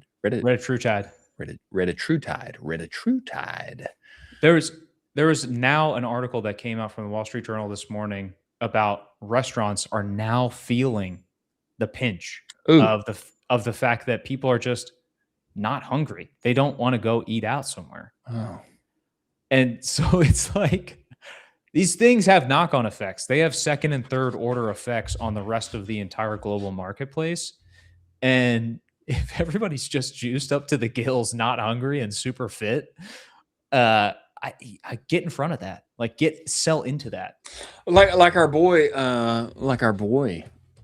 at Simtigard, Mr. Silver. 100%. So he's going to smart. be. So that's a primary example of like he can just go right into that because there's still going to be symptoms similar from a GLP-1 and GLP-2. The same symptoms are going to be in the GLP-3. Smart. So he's just going to keep going up and to the right because he's already just riding that wave. Maybe you and me need to start a GLP-1 assisting associated, or either that, or we could do apparel. Oh, dude, give me GLP-1 assistant, and I will scale that to the moon. Are you kidding me? It's like so crazy. We've got so much extra time throughout the day. I think we'll just spin up a D2C brand. That's actually not true. I'm kidding. It takes a lot to produce a daily show, but we love doing it, and we love being here for you, operators, inside of e-commerce, internet entrepreneurship, and it takes a lot of people to make things stable and make companies grow. You got your brand side, you got your agency side, you got your software side, and then you got your capital side. I was thinking about this, Colin. It's really like a four-legged stool inside of e-commerce and D2C. Would you agree? Now the capital's come back into it. Yeah, I agree. There was a moment there where capital's gone. We got a three-legged stool.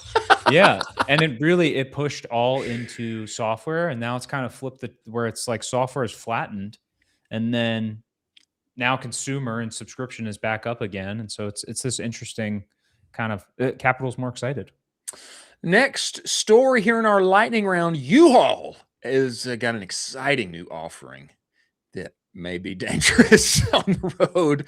Okay, you can now get a U-Haul truck that is not just like the little box or the big boy. You can literally get U-Haul trucks that are giant now. I'm trying to get the specific. Yeah, you need a CDL to drive the YMCA's 15-passenger van, but not this U-Haul, an RV, or that Amazon delivery Sprinter. This new U-Haul that you can rent is a Peterbilt. I mean, this is a big boy. This is a giant truck that you can now roll down with your standard driver's license and go get for moving things down the road. And, I think it's a great image debuting this new offer. It's your favorite moving truck, just bigger and no CDL required. But people had a lot to say on the internet about this. Preston here had to say, like, probably not going to end well for some of us. Cone of Arc said, did they run this past literally anyone?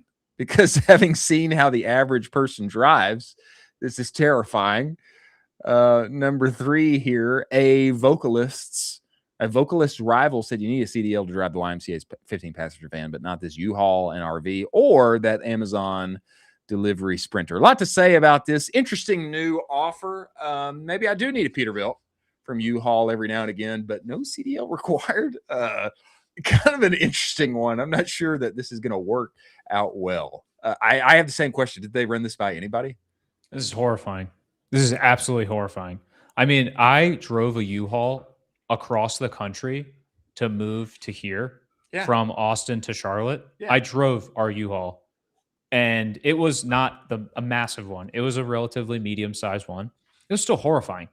Do you know how horrifying it is to drive a U-Haul? It's a big boy. Like 90 miles an hour, 80 miles an hour on the highway and hope that none of your stuff breaks. And to then give people basically a semi truck and be like, you're good, get out of here, is kind of absurd. Yeah, it is. It is absurd. I don't know how this ends well. I also kind of wonder, like, if you need like a Peterbilt, like how many people need that? Also, like, maybe just get rid of stuff. Yeah, that's the move. That's always the move, is just to get rid of your stuff. Speaking of getting rid of your stuff and pushing timelines backward, 50% of Gen X employees are now pushing back retirement plans. This is per PwC.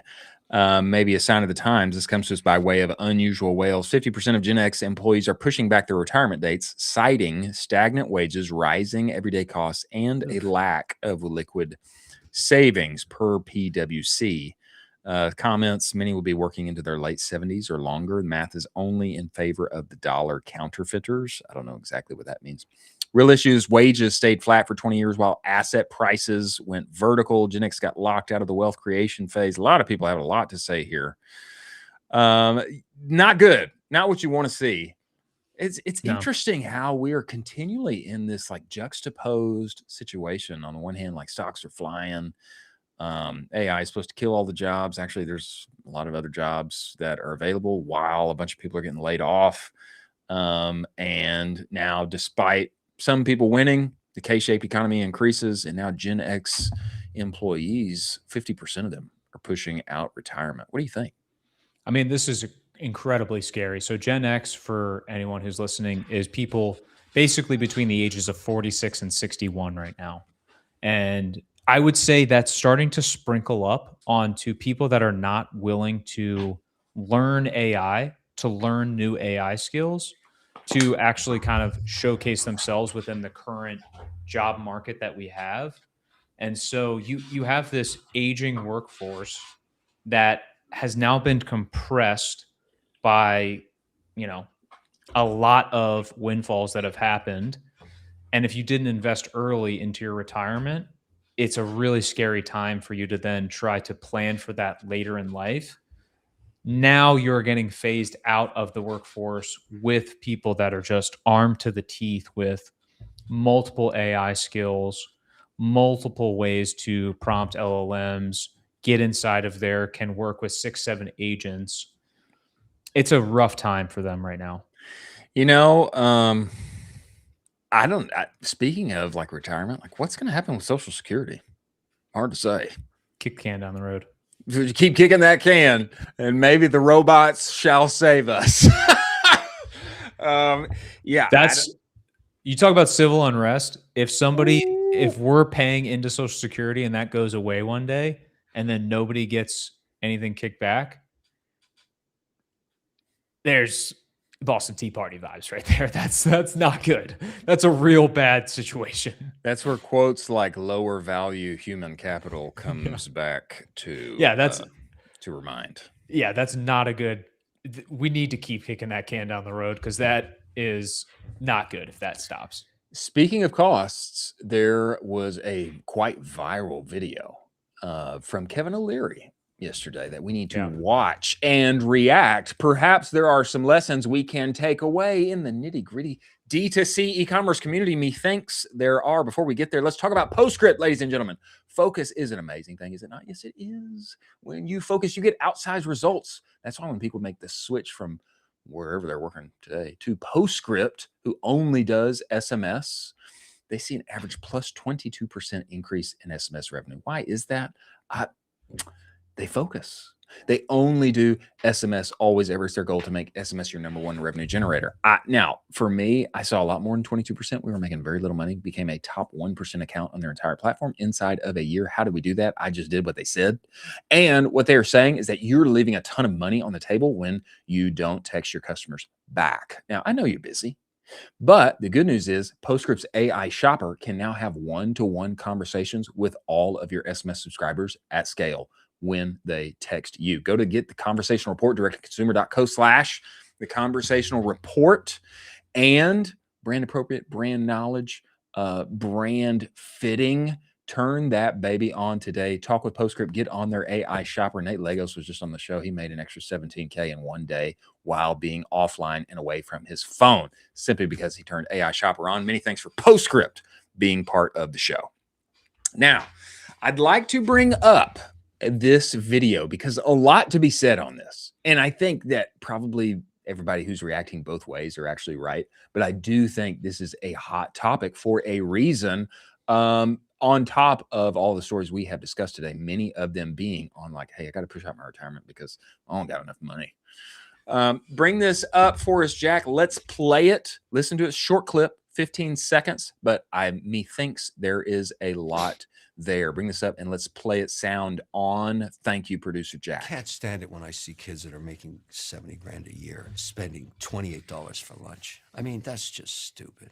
It's just, think about that in the context of that being put into an index and making 8 to 10% a year for the next 50 years. Can't stand it when I see kids making 70 grand a year spending $28 for lunch. I mean, that's just stupid. It's just, think about that in the context of that being put into an index and making 8 to 10% a year for the next 50 years. Colin, I will give you the first words, sir. Your reaction.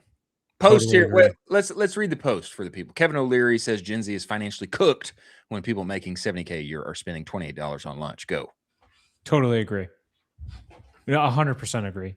I mean, I unfortunately was doing this in my first job out of college. I was working at a marketing agency in downtown Baltimore, and our office was quite literally a stone's throw away across the street from a Whole Foods. Woo! Every single day for lunch for the first month to 2 months, I would walk and I would go into the Whole Foods and I'd get my entire lunch. I did Yeah, the same baby. exact thing at Triple Whale. I did the same exact thing at Triple Whale because Triple Whale had their office right on 6th Street. I'd walk I'd Right go get across from Foods, Whole Foods. and I would get it every single day. I'd spend usually 16, 20 bucks, 25 bucks on lunch. And then I started to budget all of that and see how much I was spending every single day on lunch with the actual salary I was making. It's a lot of cash. It's a lot of cash that adds up. It's a lot of cash that adds up. And I think if you have been a business owner who is watching your budget, seeing how much is unknowingly going out the door for this tool that you're not using, for this kind of shipping that actually you could save an extra buck for every month. If you have been in that kind of situation when you're actually looking at your numbers, you'd be shocked and you're like, oh gosh, I got to cut back here lest I be left with no profit. And he's actually got, I mean, obviously this is a great point. Okay. There's real credence to it.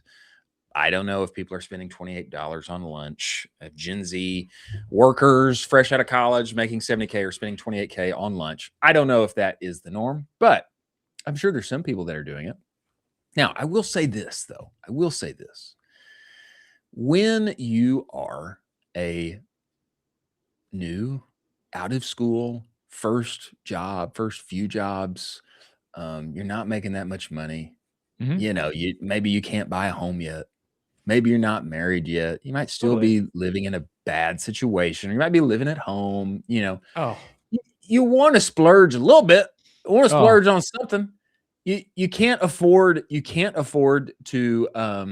go to Europe for the summer. Yeah. You can't afford to go to the Maldives for a week getaway. You can't afford that. You're seeing it on Instagram all the time.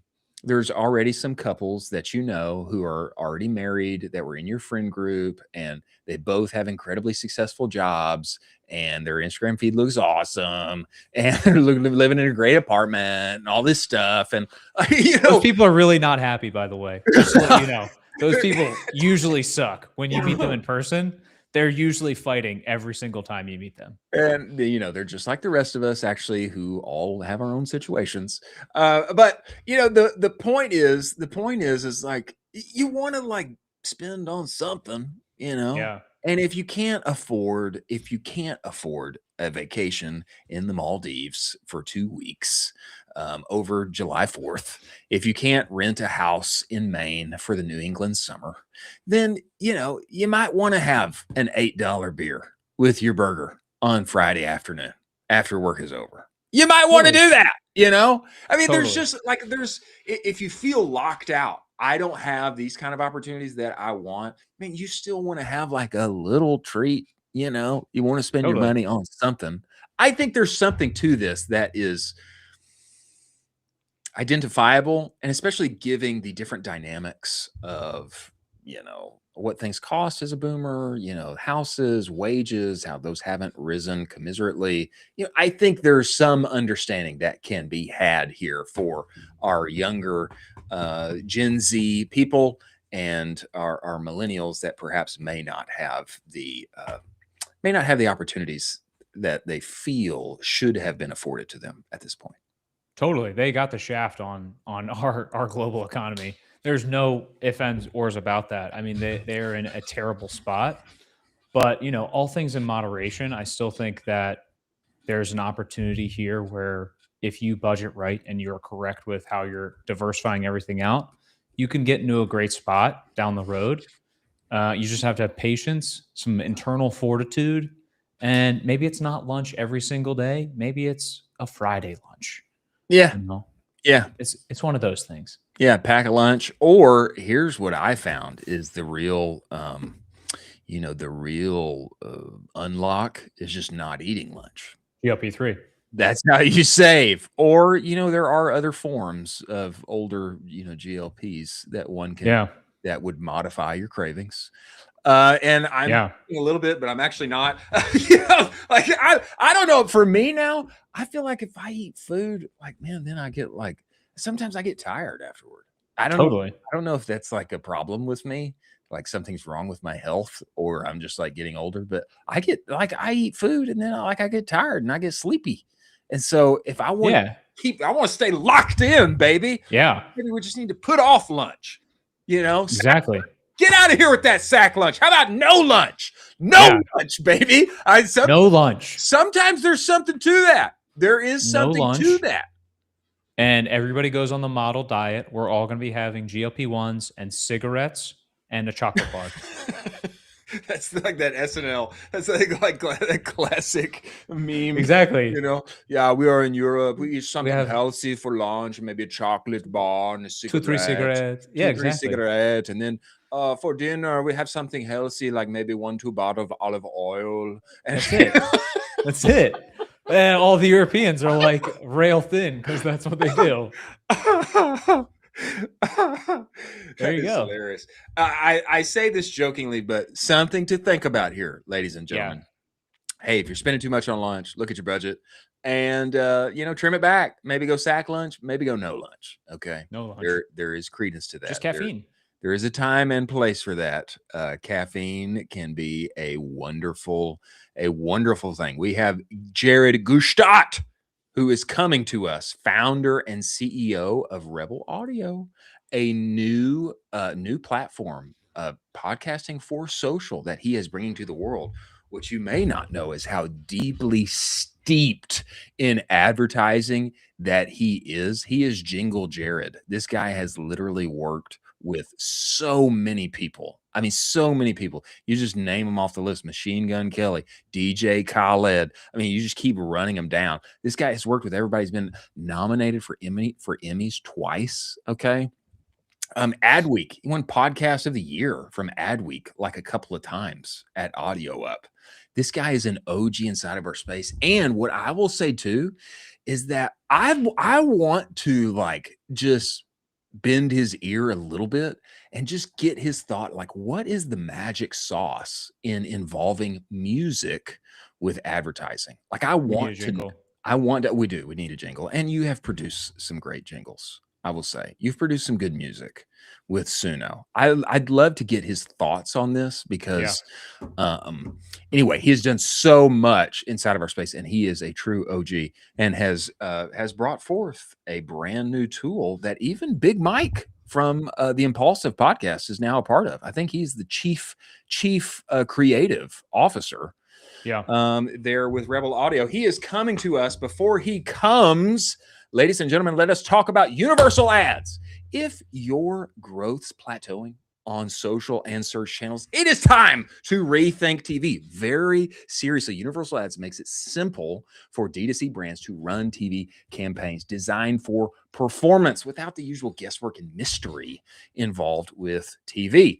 You get access to both premium streaming and linear inventory all in one place. So you're reaching net new target audiences just beyond the same crowded channels that we already invest all our ad spend into. There's no hidden markups or fees. So 100% of your spend is going to the actual media. So your dollars work harder for you. Campaign setup, management, feels just like search and social. You'll be up and running in minutes. It's TV that delivers for performance marketers. Don't you want that? Yeah, you do. You absolutely do. Go to universalads.com. You sign up there, use code UACowboy. You get $1,500 in matched ad credits. TV is so back. Go work with Universal Ads today. Many thanks for them being part of the show. Now, we must bring Jared to us. I believe he is here. He is here. Is that correct? Jack, he is here. I believe that he is here. Yes, boom. He is. We must bring the man himself inside of the show. He's a serial entrepreneur, 2-time Emmy nominee. He's won Cannes. He's won Con. I believe you say Con. But I like to say Cans just because he'll tell you how to say it. He'll tell us how to say it. He has won Con Lions winner 3 different times. Okay, Jingle Punks all the way back in 2008 to Audio Up, and now Rebel Audio. We must bring the man himself inside of here. Everybody, welcome to the show, Jared Gutstadt. Get in. How do I get in? Oh, I'm here.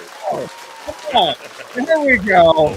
Very Look fitting. at this. with the Look at cowboy that. hat Wow. in tow, Jared. We Wow. appreciate you This making is the not time. cosplay. This is real, and I like the look. I like the fit on both of you guys with the hat. I love it. Nice touch. You know, we got to do it, Jared. Man, welcome to the show. We appreciate you making the time, brother.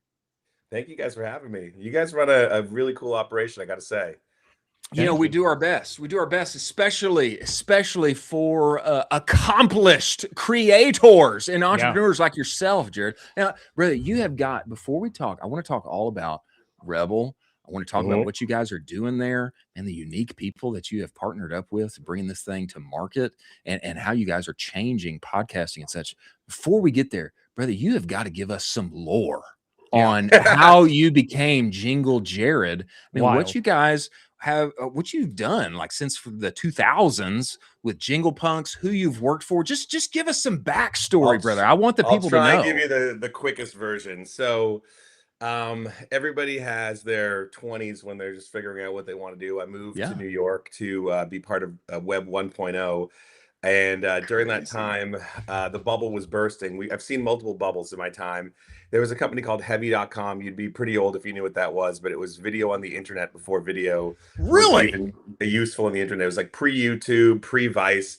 The day I got there, I found out what a bubble was. They laid off about 150 people, and they said, hey kid, if you got a video camera and you want to talk to people in the street and you know how to edit and you want to make music, you got a job and we're not going to pay you. So I basically learned how to do everything at heavy.com. Those people were pretty incredible because they would stay with me from like 2000 all the way till now, like in different aspects. Like some of these people would go on to run networks like History Channel. Some people would go on to run big like design firms, ad agencies. But the people that I met during that period, they just kind of like dropped the leash and let crazy Jingle Jared go. Every time I got a job, you know, whether or not it was true or not, they said, do you know how to do this? Do you know how to do this? I'd just be like, sure, yes. And I learned how to learn. And I think that one thing that if I could sort of like tell the younger generation right now, because I'm old. I don't know if I can swear, but I got like gray in my beard. You can. I'm fucking old. Like I'm fucking old. But you got to be resilient and you got to be adaptive. So my first big break came, I was a Final Cut editor at this digital company, and the lore of Jingle Jared starts here. Someone said to me when I was interning at Viacom, what's your dream job? I said Chappelle Show. Got hired. Again, the bad luck penny. The bad luck penny strikes again. What happens the day I get the job? Dave Chappelle quits and goes to Africa. Seriously? So I get locked in a room with a very, very angry Neil Brennan, who's the best, by the way, and they're all friends again. Neil Brennan. But Neil Brennan every day is like, look, idiot, to me. He's like, don't touch anything in here. Don't fix the edits. Dave's gonna be back in a week or 2 weeks. We don't even know when, but he'll be back. Don't touch the episodes. I'm paying you. And it was like golden handcuffs, you know, back in the day when you were a TV editor, you'd make like, I would do the math, $60 an hour, 10 hours a day. Don't do anything, try not to get bored. That's $600 a day. Woo, I'm rich. Yeah. I can go to the bar on the Lower East Side, right? And like play in my band and try and make it. So I was sneaking in and out. And, you know, every time like my band had a gig, he would know because I was Captain Obvious. I'd show up with a large bass case. And he was like, I know you're going to dip out today. He goes, if I see you leave, if I see you touch anything, you're fired. Anyways, I start sneaking my music in the show. His insult turns into my nickname. He calls me a jingle punk, and he's like, "Stop being a jingle punk for real." He goes, "I will fire you." But he was great because in work sometimes. And by the way, this is back in the day when like you could work at a place and people could yell at you and like you wouldn't like you were like I had chairs thrown at my head. It was pretty exciting. Yeah. But he basically was like, I will fire you if you keep putting this music in the show. But he was like the parent that like yelled but never hit. So I knew that I could continue to push my luck with him. So next thing I knew, snuck the music in the show, replaced all the music from the Roots and some other people that had put music in Chappelle's because nobody was paying attention. This is the genesis. Wow. I start to get a year later, job's over. I survive it. It's like Hunger Games. He fires like 13 other editors. I'm like the lowest person on the totem pole, but just by sheer stupidity or survival or adaptability, I make it all. Because sometimes when people yell at you at work, like back in the day when you could, if you push back, that would be bad. I was like, oh, I'm Canadian, I'm passive aggressive, like whatever, like you're yelling at me, I'm fine, like just don't hurt me, sir. Anyways, so I a year later get a check for the music I put in Chappelle's show, and I go ding ding ding, I don't want to play in bands anymore. I want to get paid $5,000 for work I did last year. I want to figure out how to scale it on a mass level. The reason I'm telling you this is because up until I just read a book at that point, my favorite book by Nassim Taleb. I forget his last name, The Black Swan, and he was like, "Your life is only as scalable as the ability to like work on something and have it do the work for you." So previously, $60 an hour, 10 hours a day, I thought I was rich. That's golden handcuffs. And he was like, "Look, doctors, lawyers, those are hourly." He goes, "You need to think of a business that's highly scalable." So I go, "Well, what if I take all the music of all these people who are disgruntled composers and put it into a platform?" That applies to where I go later in life. But Jingle Punks was, I saw, because I came from a technology background. I'd done my master's at NYU while I was working at heavy.com. Wow. And the cloud was just emerging. And I was like, what if instead of CDs and hard drives, we do the cloud? Yeah. So that was my innovation. Like A, I wore a hat, and B, I was like a little wacky. We were hyper marketers in a category that no one cared about called production music. We would do wacky advertising. Like I couldn't afford the advertising at the fancy television conferences like real screens. And this is one of my lore stories. They were like, we have the golden package, the platinum package. Oh, I was like, well, what else you got? They're like, we got the brown package. It's in the toilet. So I advertised in urinals and put my face on a urinal cake. And I said, ask me about my jingles. And my mouth was open, like asking people, the head of Disney and like Universal went up to me like, dude, are you Jingle Jared? I was like, yeah, because I'm wearing a cat. And he goes, I just pissed in your mouth. He's like, I gotta check your company out. So like that kind of stuff. Yeah, crazy stuff. Like going to South by, like having all these like weird fortuitous events. Amazon pulled out of a pedicab advertising campaign, and I went to Kinko's with the owner of the pedicab company and made our logos and put it over the Amazon abandoned inventory. And everyone thought we were like as wealthy as like Amazon or Netflix, who are all advertising it. So it was like series of events, everything. And it's basically like, I'm only telling these stories now because we're going to get to Rebel in a second. Yeah. I almost so then I built it. The fun part was, it was like, we settled the West. I came out to LA. We got bought by William Morris Endeavor. I could bore you all day with stories about how that even happened. And then Silver Lake, and then I sold it again. I was drunk at a cocktail party, and somebody from Ontario Teachers Pension Fund was like, how do you like working with WME? And I was like, it's fine. It's great. But they're like, would you sell the business? I was like, well, I don't own it anymore. They're like, and I just was like, you know what? I'm going to figure out how to sell the business a second time. And less than 12 months after we sold to WME, we had a double exit, which again, cemented. Seriously. And they weren't thrilled about that because we weren't huge, but we were like we became what people dream of. It was like a cash flow business. Like if I had never done anything else, I could have stayed there probably until like that was I started in 2008, sold in 2013 the first time, second time in 15. I could have ridden it out, but I did see the writing on the wall that the business was changing and that cable television and the royalty rich things were moving to streaming. So we sold it at the right time. Wow. But I will say, what I learned along the way is like at the end of it, I truly had no context of like how I got there, how to build a business, and as I'm starting my business again, I sound like the crazy old man at a bar because like back in 2008, I did this trick and it worked. But I'm like surprising myself because I'm doing this. Like I don't even love doing media stuff and like getting involved, but it's like I'm finding the old reflexes are back. Like my guy who runs social, Lucas, was like, check these guys out. He's like, I'll reach out to them. I was like, screw it, I'll reach out to them. Let's go, baby. Because that's the way I used to do things. It was like in a business, you can either rely on people and proxy around you to get stuff done, or you can like roll up your sleeves and get it done. And I just reread a book for entrepreneurs that I think everybody should read if they're in media. John Malone, the Cable Cowboy, the way he wired America by hand with like gun in hand, like literally laying down the cable wires that then become first like towers, like television towers like UHF. Then it becomes cable, then it becomes satellite with Ted Turner. He invents CNN, Fox News, F1, Discovery Channel, and it brings you all the way from the world of like at some point people do things and they make things and then it becomes something else. And seeing the world that he literally put in the ground that then becomes where we're at with AI now. And it's unbelievable because all of it is like you can see the through line of all of these companies. And it got me refired up about running businesses are hard. You got to do work. And like that's the thing that like nobody tells you about. Like I joke, but like I love it, but I hate it because it's like a lot more work than I've done in the last like decade. Like I could have been in a hammock running Jingle Punks for the last few years, but I enjoy it. I like it's like in the movie Heat, the action is the juice. So that's where we are now. I'm back trying to rob a few more banks. Yeah, yeah, you are, man. Yeah, you are. That is incredible, Jared. And I know, like all along the way, brother, you worked with like the biggest people, like in music. That was the byproduct. That was the happy crazy. Crazy. It's wild. Did you discover Jelly Roll, Jared? I mean, I feel like there's a story with you and Jelly Roll too. That's insane. I'll give you the Jelly Roll one quick. That's insane. So when WME bought our business, they had these like Monday meetings, and I'll send you the clip after in case you want to share it. But yeah, you know, like they typically acquire businesses and then people just like kind of fuck off and they don't really care or want to integrate. So like an idiot, I showed up to the Monday morning meetings. It's like that scene out of Get Him to the Greek where like, we have this new artist. So there was like, that's a great scene. They're talking about like all these things and like, we got a guy who was on a Jimmy Fallon monologue. He's being sued by Waffle House for doing Weed Whiskey Waffle House mixtape. And this guy's a 400-pound white rapper. They're like, Jared, why don't you go down to Nashville and take a look at it? They knew I was interested in things like Kid Rock and country. And a lot of what I did at Jingle Punks was like, you know, the music for Pawn Stars and American Pickers. So there was like this Americana country thing way before country was even cool. Wow. And so I went there.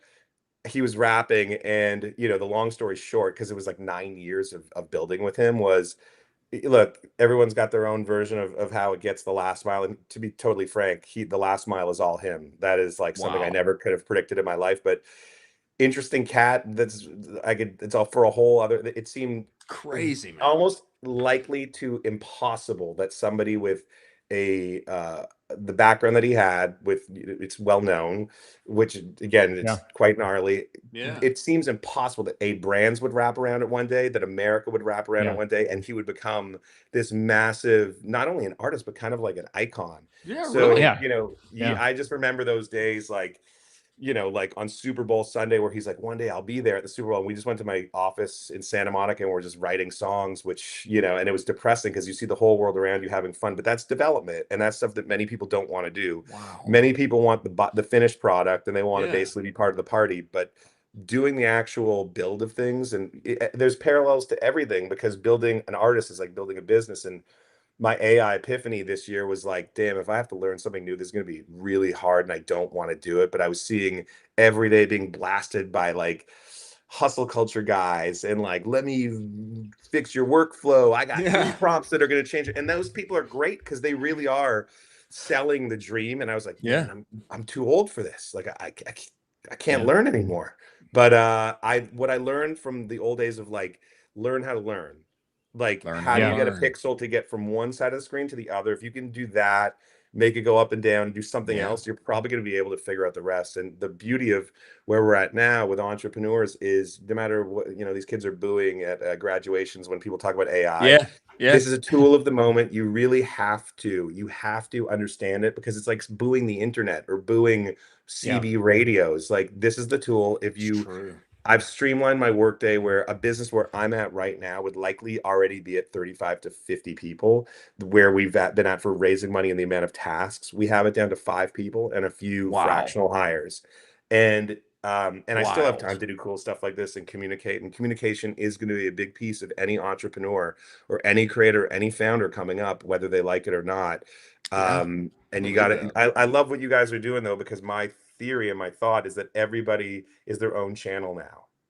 I think you're right, Jared. I think you're right, brother. I hope. That's incredible, man. That's incredible.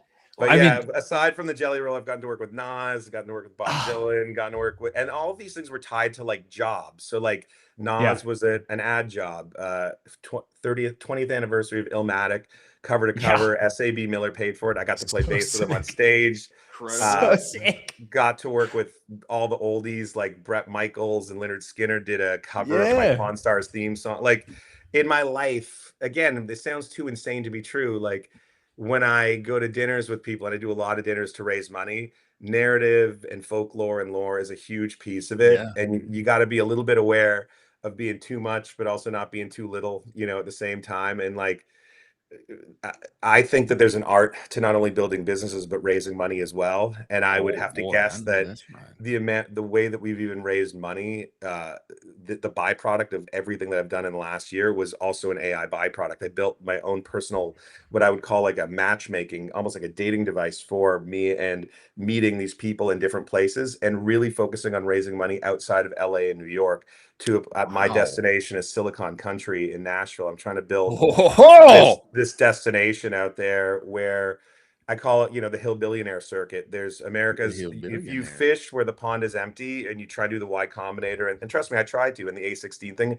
I'm not your typical technical founder, so I don't fit into a bucket. And I also didn't, Jingle Punks was nice and it was a nice story, but we weren't big enough where it was like an FU unicorn billion-dollar exit. So it was also, kind of like the movie The Color of Money. If you ever seen it with Paul Newman and Tom Cruise, I just staked myself and got back on the road. And I was like walking into bars, literally, I met my lead investor at Barstool in Nashville. And he's like, if I can't make an investment in 7 breaths without reading your deck, then I'm not doing it. All right. Let's go bolo tie. Let's go bolo tie. So but there's very real people in the cap deal, but I didn't even know who most of these people were till things happened so drastically quick that I feel like the masterclass that I'll be able to teach after this is all over is really, I think, on fundraising and startups, and building, because that's where my passion and my excitement has been the last little while.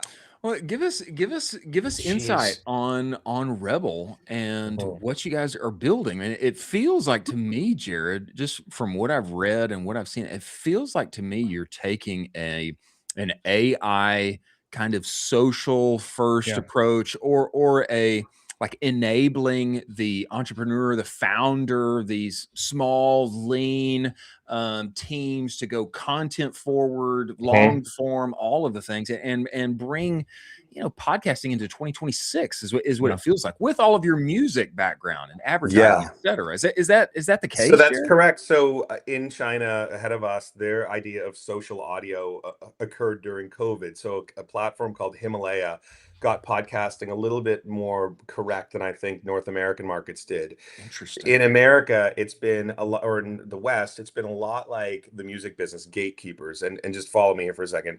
In the music business, typically you have to qualify to get a record deal. So if you're Drake, Post Malone, blah, blah, blah, Taylor Swift, you are told by Universal, Warner, or Sony that you're good enough. They give you money, and then they put you in content the same way as a TV person or a filmmaker. In China, they were doing it as social audio. So people would broadcast the most mundane aspects of their lives. And you had, instead of thousands of pieces of content, you had millions. So 250 million active users. It sold to Tencent Media for 2.5 billion. We've seen exits in podcast 1.0 where people have had cute exits. I call 300 million cute or 400 million cute. That's like the Wonderies, the Gimlets, but they were early. And what happened was, to a hammer, everything looks like a nail. That consolidation happened by major media companies going, we know we want this capability, but we don't really know what it is yet. And my first thesis was incorrect. I thought it would just be an inexpensive development tool for film and TV, the way that like Wondery has like true crime that becomes shows.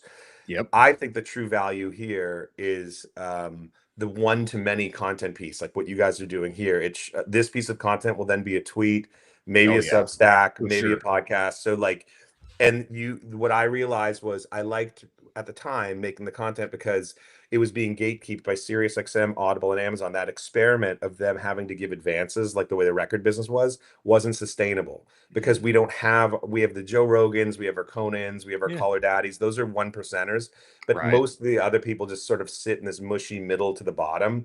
And it reminded me of the music business. Why did Jingle Punks get free inventory from all these composers who wanted to be in Chappelle's Show or Real Housewives or Pawn Stars or The Voice? Because we created a gateway between us and the endpoint. And we had enough knowledge where we said, look, hopefully you can trust us with your content. If we make $1, you make 50 cents. It's a good deal, but we don't own your content.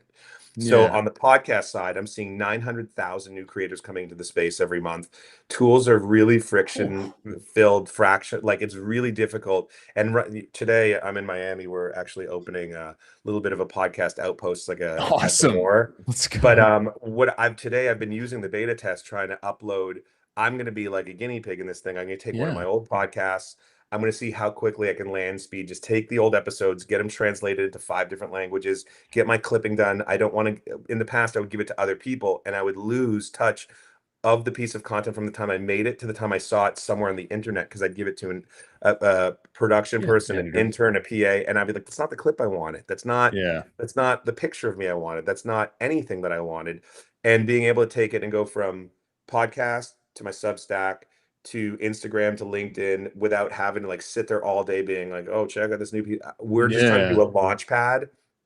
And the funny thing is, the AI of it all brought me back to where I was, day one at heavy.com. Fire everybody, say, hey, you got a camera, you got this, and if you can make the stuff, you're hired. I can now, as a creator, to anybody, because people are like, well, what's the barrier to entry? Well, if you have a laptop or a phone, you're pretty much set. And that's what the music business was for the last few years. New mediums created new lanes of creators. So podcast 1.0, if it was defined by the earliest Tom Green, who was doing what you guys are doing now. That's right. But then Rogan, and then everything.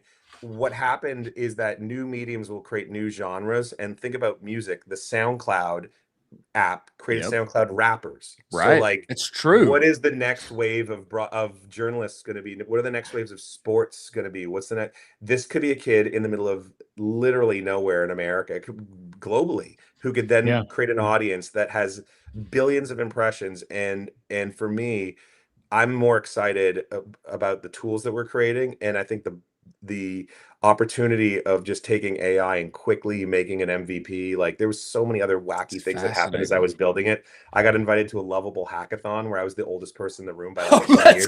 And I won. You won? A Lovable No, you did, Jared? I swear to God. What did you build? Will.i.am had this thing at his place called FYI in LA, and a friend they were like, Casual? we want you as like vibe, but I was like, it was going to be creators with like technical people, and I was like, well, which one do you guys want? Like, I'm the kind of a creative person. They're like, no, we want you to code. So in the 10 days leading up to it, I was just messing around in Lovable. I built something called Global Dial, where it wasn't wholly original, but it worked in the space. You could take any song, drop it on a map of the world, and it would regionalize it. So my country song could then sound Celtic or African. That's crazy. And what I learned is you could borrow different models from other people. So Frontier AI is already built. So all these things like Claude, ChatGPT, Suno, I'm not trying to build those. I'm trying to build a hot rod engine where Rebel Audio holds all of it in the center, and the way that we've sequenced all the tools is really the magic trick. And that's really what we've been patenting and building. So people talk about AI this, AI that, but I realize that you don't want to be competing at all with the Sam Altmans or the, Dario, whatever, from, you want to be competing with SaaS businesses that have built workflows that are now being completely deconstructed by 18-year-old, 19-year-old kids who may not have the idea, but they have the technical know-how to put these things together. So after I went from MVP building and Lovable, I brought in my real tech layer, and my new model of a technology business has a whole layer of hires in it that is essentially like a consult layer that I've built. They work for us, but I don't have to deal with like the 9 or 10 people under them. And it's been interesting. That's why I was saying like a 5-person, 8-person company as opposed to 30 to 50 at this point. That is fascinating. Jared, I feel like you have lived a life of multiple lives at this point. I mean, you're going through your stories, and one of those stories would be its own life in and of itself. And you are basically like, yeah, this is what I did this last year. It's like, and then you casually throw down, you just sneak in there, Will.i.am. You're just like, hey, what's up, Will.i.am? One of the coolest guys ever. I mean, he's really smart, by the way. That guy is. Yeah. Wow. He's really cool. It's unbelievable. Yeah. I would love to hear kind of your thoughts on how you're thinking about basically Suno AI. We played around with it on the show a little bit. We made some jingles for ourselves. We're not as good as you. They're probably horrible and compared to what you would build. But could you talk to me a little bit about how you're thinking about that as far as creative for businesses and how businesses can leverage that? Okay, so I actually am a fan of Suno. And again, I always talk about like movie characters a lot in films. I do feel like this. I've played music my whole life, but I like Paul Newman, who like doesn't want to touch the pool cue for most of the film. I feel diminishing returns every time. I love my guitars and my instruments so much, but because it was a job for so long, I do feel that the one thing that Suno was going to get right was I've worked in Nashville. I've been across every genre. Certain genres are copyable, certain aren't. What Suno did right out of the gate, and again, I don't know what they trained on, so I don't have this knowledge, but I thought country, which I adore and love, was going to be the easiest to copy because it's the only genre of writing room I ever went into where they had a checklist of how you write the songs. So if I was writing with big name people as we were finishing, it's like, did we mention the truck? Did we mention the beer? Did we mention the girl? Like, Seriously? that's training data right there in terms of like, and that was bro country, which again I love, and I probably know better than to like truly love it because I love old country, new country, Sure. red dirt country. But I also thought that like, you know, hip hop is a little harder to copy. The form of Yeah. it is there, you know, but it's a bit more abstract. You know, rock and roll kind of stems from country. Jazz is really tough. You can do crappy jazz and Suno, but I will say, Yeah. if you work in the country genre in Suno, oh my God, like you're making things that sound like professional grade songs. Obviously, the smart way to do it would be to not necessarily publish what comes out of it, but use it as a strum your guitar, sing some melodies if you can, see what comes out, and then collaborate with it like another person. But some people, you could just type in, I want a jingle for the Ecomm Cowboys. I want it to say, you can't say specific names. You can't be like Morgan Okay. Wallen or Oh. or Waylon. Yeah. You could just go, you could actually drop a Morgan Wallen song into Claude and go, can you describe to me how I would describe Right. the song as a prompt? And it'll say mid-tempo, bro country, 120, boots in the ground, stomps and claps, stadium. That's where I started. That's really where my AI epiphany came. It started at first with music, then it moved to Yeah. video, then it moved to Lovable. So I mean, like those guys who are on Instagram, they're like, in 10 days, I'll show you a course to get. And it is weird if you look at it all at once. It seems like a brand new language to people when you Yeah. see all these like new squares of technology you're supposed to be learning. But because it was just baby steps with each one, I think that I think it's a hot take, but I'm okay and I like what Suno's doing. And I would have said again, free advice to my old partners who bought the business, Jingle Punks. We had hundreds of thousands of pieces of content that are no longer worth that much, but could have been trainable data for them. I would have raised my hand day one and said, look, we're fighting with Suno's fighting with the majors, but we have 500,000 clone songs. Jingle Punks was a cloning business. Like they could have taken that and it had all the metadata baked into it, but Yeah. it's not my business, not my baby anymore. This business that you're building, I find fascinating, Jared, and of course I find you fascinating most of all. And I really feel that companies and their ethos and their culture. I mean, I really feel it's an extension of the founder. Yeah. And man, not only do you have this like rich background, but brother, you are in the tools themselves building. Which I find fascinating. I mean, you've got I think Mark Burnett is on as an advisor. I mean, you've got Big Mike from Impulsive, who's now a part of this, and it seems like you're doing something truly unique that I think is going to allow founders, it's going to allow creators with businesses to level up and in an easy way.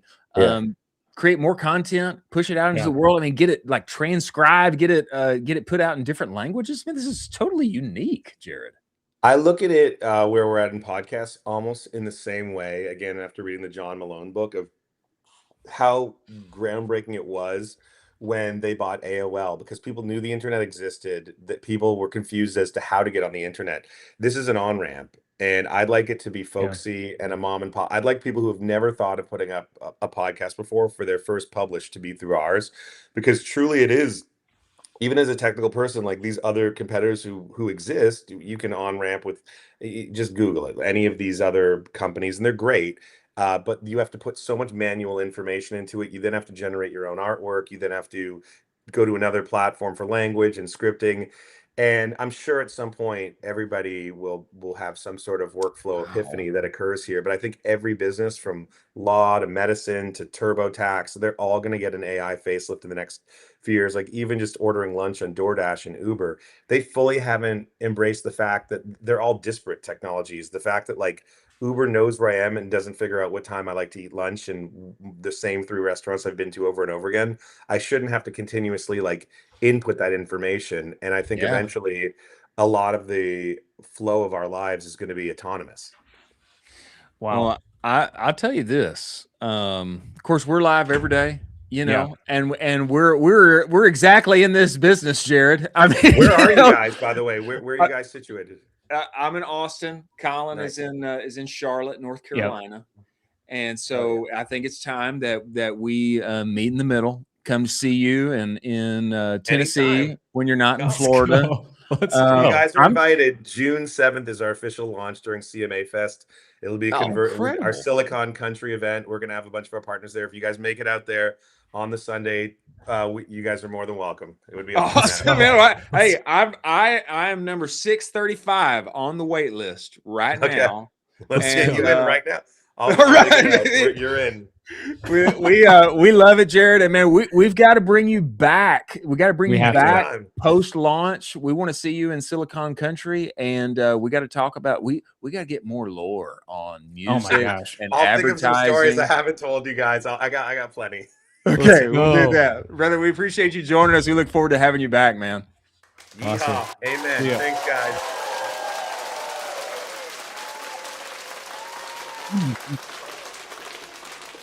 I mean, man has lived multiple lives that I can't even fathom at this point. Just meeting Jerry, just thinking about that, meeting Jelly Roll before he is him, and then basically turning into what he is now. I mean, that's incredible to just be along with that journey.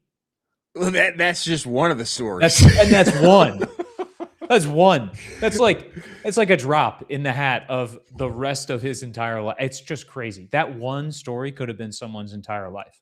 I want to tell everybody who's listening. It's rebelaudio.ai. Rebelaudio.ai. Go there, check it out. I think everybody who's a brand founder, we all know that. Oh, man, if you're an advertiser or marketer, you already know. You've had the thought, I'd love to get our founder on like a podcast type thing, but it's going to be troublesome. It's going to cost me a bunch. I mean, we did this when I was at Bruce Bolt. We eventually did, I made the ask, convinced him, and then we started doing it, but it's cumbersome.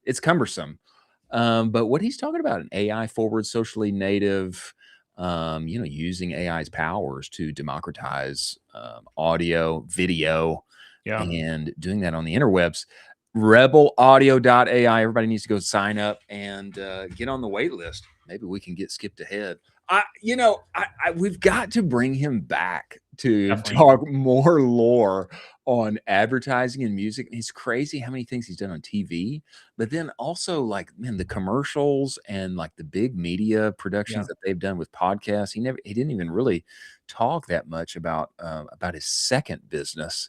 And it's wild that he's like so tech forward, like now where he is in his career after multiple exits. Isn't that crazy? Unbelievable that he is just hands-on keyboard still grinding away. That's awesome. He won a hackathon. Won a lovable hackathon at Will.i.am's house. That's unbelievable. Crazy. Yeah. Unbelievable. And when people like Big Mike are signing up, I mean, that says something. Seriously. Yeah. It's big signal. We got to get more stories out of him. We do. We got to bring him back. Maybe we need to find our way to Tennessee for their launch. Let's go. That's exciting. Wow. Well, as we move forward to, we got one more watch and react, which is truly like a breaking news. Brutal. Yeah. And best of the rest. As we get there, ladies and gentlemen, let's talk about Seguno. Seguno is the only marketing suite that lives entirely inside of Shopify. What does that mean, Chris? It means your emails, your pop-ups, your banners, your reviews, they're all there where you already work and play every day. And it means you don't have to seed your over attribution that big email is giving you. You don't have to seed that to big email. Your Shopify data is your email data. This is email 3.0. It's why they won the 2024 Shopify Build App of the Year. Built for lean teams with big aspirations. One-click automations, actual humans that can help you. Go get the advanced Shopify segmentation playbook at the URL scrolling across the screen. Test drive this platform for free. Tell them Colin I sent you. They will extend it to 30 days. Many thanks for Seguno being part of the show.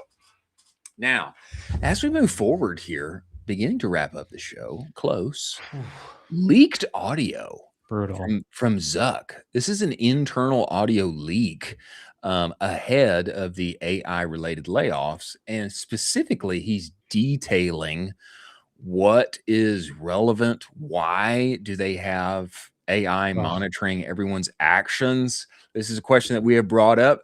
I do think that what Zuck says here makes sense. I do. Yeah. I do think that it makes sense. But crazy to get this on the timeline. And because Meta is so important to what we do in e-commerce, I feel it's only right that we give it a listen. Is that fair, Colin? Let's do it. Let's do it. Let's do it. Jack, if you'll bring this tweet up for us and play it for us. This is leaked audio from an all hands meeting on April 30th from Sir Zuckerberg. Play this for us, if you will, Jack. Yeah, with audio, please. So in other news, I know layoffs are top of mind, but there were also some updates this week around and a question around employee device tracking. So can you share more on employee device tracking? I think the way that it was announced left folks with some... Yeah. So, okay, let's talk about what we're doing. Like Alex just said, going into what makes these AI models great, right? There's basically a few key ingredients. There's getting the research and the architecture good. There's having good infrastructure, which is both the quantity of compute, but like as important, if not more, is also just like how efficiently can you use it? How reliable is it? What is the quality of that? And then the third piece, which is in some ways, it's hard to say that any of these are more important than the other because they're all necessary, is effectively the data and what knowledge it learns. So we're in a phase where basically the AI models learn from watching really smart people do things. And if you're trying to get it to be able to do certain capabilities, having it be able to observe really smart people doing those things is very important. So there are a few examples of where we're trying to do this across the company, because one basic insight and hypothesis that we have is that a lot of data generation across the field is done by these like contract companies. And Alex knows a bunch about this because he ran one before coming here. But in general, the average intelligence of the people who are at this company is significantly higher than the average set of people that you can get to do tasks if you're working through the contract. Fair. I think it's fair. So if we're trying to teach the models coding, for example, then having people internally build tools that or solve tasks that help teach the model how to code, we think is going to dramatically increase our model's coding ability faster than what others in the industry have the capability to do, who don't have thousands and thousands of extremely strong engineers at their company. So that's one example. Another thing that our system needs to be very good at is using computers. So the way that you get a system to be good at using computers is by having it watch really smart people use computers. So that's basically the essence of what we are trying to do here. We're rolling it out in a way that is like, it's like we're not like actually, no human or anything is like looking at or watching what people are doing on their computers. The content is sort of, stripped out like as much as is possible. It's like none of the data is being used for like looking at what people are doing or surveillance or performance tracking or anything like that. It's purely just like we are using this to feed a very large amount of content into the AI model so that way it can learn how smart people use computers to accomplish tasks. I think this is going to be a very big advantage if we can do it. So, all right, stop us here. Yeah, that's what we're trying to do. I'd say pause it there. Do you believe him? I mean, I think Totally. the points that he makes are really good. It makes a ton of sense in the world. How do you train the smartest models in the world? You get the smartest people and you basically run it off of their training data. His argument is there's a higher index of higher IQ people at Meta that are smarter than the average bear. And so you get that training data that's over indexed compared to everybody else. I agree. It's just a bit scary. Bring us back, Jack. Yeah, I think that I think his reasoning is totally valid. I agree with you. It's like, Yeah. hey, why seed this out to contracting business where, probably the IQ, the adeptness, the depth of knowledge, not going to be the same as Right. inside of Meta. They're always hiring the next weird smart kid from Stanford and everywhere else. And that's a good thing. That's a good thing. It's what we want. We want the best talent being at Meta. It powers advertising for the rest of the ecom and beyond world. And so I think his reasoning is totally valid. Probably people still don't like being watched. I find it. I think if I were in the room, I would say I'd probably feel a little comforted. Yeah. It's not just they're not surveilling me. There's not somebody on the other end that's watching me. I believe him. I believe him. The using of the computer piece, like, I don't know, like that one doesn't make as much sense to me. Yeah. If the model needs to know how to use a computer, why not watch you, use a computer? I don't know if that one makes as much sense, but the IQ bar and being trained on the best humans available doing what they do, that totally makes sense. It makes sense. And it's pretty weird. It's pretty weird. Probably there's still the thought there, one would think. You have been quoted as vibes are not high. Probably one would still think like I'm like training my AI replacement. 100%. This is what this is. Yeah. No, nobody likes that. Not good vibes. Not the best vibes. Not the best vibes. Not the best vibes. But hey, good to hear it from Zuck's own mouth. And the reasoning does make sense. Probably still a tough pill to swallow for those at Meta who especially recently were reassigned or laid off. We feel you. Pour one out for you. As we move forward to best of the rest, ladies and gentlemen, let us talk about Axon by AppLovin, which is a great place to diversify if you need to diversify your ad spend, and methinks that you do. If you are running a D2C brand today and you're not on Axon yet, you're leaving dollars on the table. Axon gets you in front of more than 1 billion new customers inside the games that everyone loves to play, like Solitaire, Mahjong, Candy Crush, etc. More people play mobile games than you think. We have covered this on the show. We're talking mainstream, financially comfortable household decision makers, bar, brew, hiss, and the customer email that he got just today is a great example. The unlock is the format. These are comfortable household decision makers.